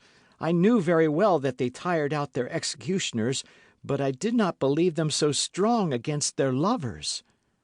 Alas! This desperate resistance could not last long. I felt my strength fail, and this time it was not my sleep that enabled the coward to prevail, but my swoon. Felton listened without uttering any word or sound except an inward expression of agony. The sweat streamed down his marble forehead, and his hand, under his coat, tore his breast. My first impulse, on coming to myself, was to feel under my pillow for the knife I had not been able to reach. If it had not been useful for defence, it might at least serve for expiation. But on taking this knife, Felton, a terrible idea occurred to me. I have sworn to tell you all, and I will tell you all. I have promised you the truth. I will tell it, were it to destroy me. "The idea came into your mind to avenge yourself on this man, did it not?" cried Felton. "Yes," said Milady. "The idea was not that of a Christian, I knew, but without doubt that eternal enemy of our souls, that lion roaring constantly around us, breathed it into my mind. In short, what shall I say to you, Felton?" continued Milady, in the tone of a woman accusing herself of a crime. "This idea occurred to me, and did not leave me. It is of this homicidal thought that I now bear the punishment." "Continue, continue," said Felton. "I am eager to see you attain your vengeance." "Oh, I resolved that it should take place as soon as possible. I had no doubt he would return the following night. During the day I had nothing to fear. When the hour of breakfast came, therefore, I did not hesitate to eat and drink. I had determined to make believe sup, but to eat nothing. I was forced then to combat the fast of the evening with the nourishment of the morning. Only I concealed a glass of water, which remained after my breakfast, thirst having been the chief of my sufferings when I remained 48 hours without eating or drinking. The day passed away without having any other influence on me than to strengthen the resolution I had formed. Only I took care that my face should not betray the thoughts of my heart, for I had no doubt I was watched. Several times, even, I felt a smile on my lips. Felton, I dare not tell you at what idea I smiled. You would hold me in horror. Go on," said Felton. "You see plainly that I listen, and that I am anxious to know the end." Evening came. The ordinary events took place. During the darkness, as before, my supper was brought. Then the lamp was lighted, and I sat down to table. I only ate some fruit. I pretended to pour out water from the jug, but I only drank that which I had saved in my glass. The substitution was made so carefully that my spies, if I had any, could have no suspicion of it. After supper I exhibited the same marks of languor as on the preceding evening, but this time, as I yielded to fatigue, or as if I had become familiarized with danger, I dragged myself toward my bed, let my robe fall, and lay down. I found my knife where I had placed it, under my pillow, and while feigning to sleep, my hand grasped the handle of it convulsively. 2 hours passed away without anything fresh happening. Oh, my God, who could have said so the evening before? I began to fear that he would not come. At length I saw the lamp rise softly and disappear in the depths of the ceiling. My chamber was filled with darkness and obscurity, but I made a strong effort to penetrate this darkness and obscurity. Nearly 10 minutes passed. I heard no other noise but the beating of my own heart. I implored heaven that he might come. At length I heard the well-known noise of the door, which opened and shut. I heard, notwithstanding the thickness of the carpet, a step which made the floor creak. I saw, notwithstanding the darkness, a shadow which approached my bed. "Haste, haste!" said Felton. "Do you not see that each of your words burns me like molten lead?" Then, continued Milady, then I collected all my strength. I recalled to my mind that the moment of vengeance, or rather of justice, had struck. I looked upon myself as another Judith. I gathered myself up, my knife in my hand, and when I saw him near me, stretching out his arms to find his victim, then, with a last cry of agony and despair, I struck him in the middle of his breast. The miserable villain! He had foreseen all. His breast was covered with a coat of mail. The knife was bent against it. "Ah, ah!" cried he, seizing my arm and wresting from me the weapon that had so badly served me. "You want to take my life, do you, my pretty Puritan? But that's more than dislike. That's ingratitude. Come, come, calm yourself, my sweet girl. I thought you had softened. I am not one of those tyrants who detain women by force. You don't love me. With my usual fatuity, I doubted it. Now I am convinced. Tomorrow you shall be free." I had but one wish. That was that he should kill me. "Beware," said I, "for my liberty is your dishonour." "Explain yourself, my pretty Sibyl." "Yes, for as soon as I leave this place I will tell everything. I will proclaim the violence you have used toward me. I will describe my captivity. I will denounce this place of infamy. You are placed on high, my lord, but tremble. Above you there is the king. Above the king there is God." However perfect master he was over himself, my persecutor allowed a movement of anger to escape him. I could not see the expression of his countenance, but I felt the arm tremble upon which my hand was placed. "Then you shall not leave this place," said he. "Very well," cried I. "Then the place of my punishment will be that of my tomb. I will die here, and you will see if a phantom that accuses is not more terrible than a living being that threatens." "You shall have no weapon left in your power." "There is a weapon which despair has placed within the reach of every creature who has the courage to use it. I will allow myself to die with hunger." "Come," said the wretch, "is not peace much better than such a war as that?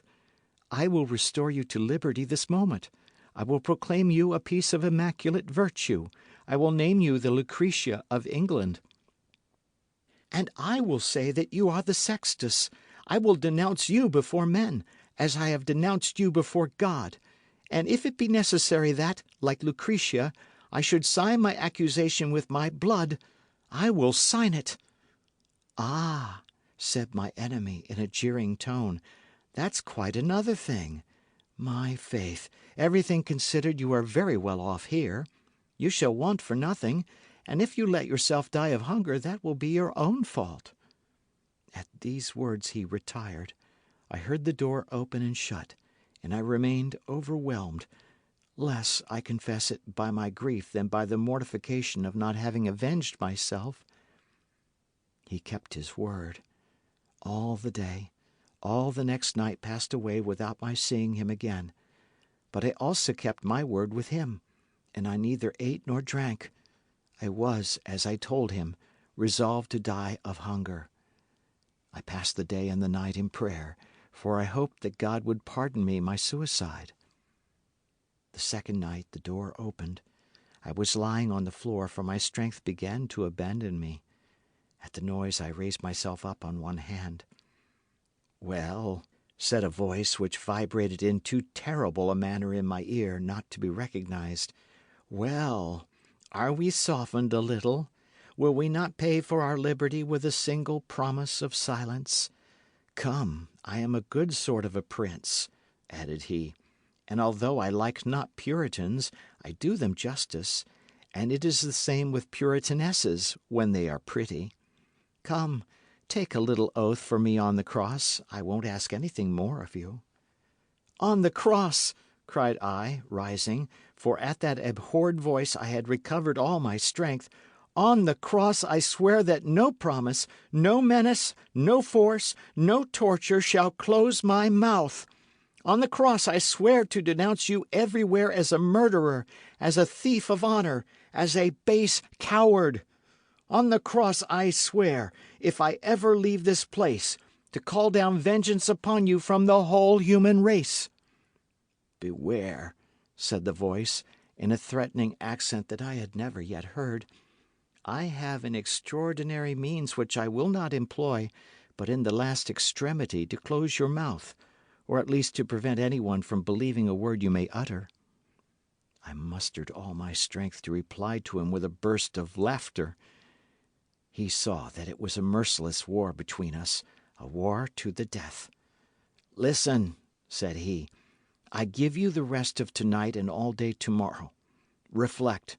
Promise to be silent, and riches, consideration, even honour shall surround you. Threaten to speak, and I will condemn you to infamy." "You!" cried I. "You!" "To interminable, ineffaceable infamy." "You!" repeated I. Oh, I declare to you, Felton, I thought him mad. "Yes, yes, I," replied he. "Oh, leave me," said I. "Begone if you do not desire to see me dash my head against that wall before your eyes." "Very well, it is your own doing. Till tomorrow evening, then." "Till tomorrow evening, then," replied I, allowing myself to fall and biting the carpet with rage. Felton leaned for support upon a piece of furniture, and Milady saw, with the joy of a demon, that his strength would fail him perhaps before the end of her recital. End of chapter.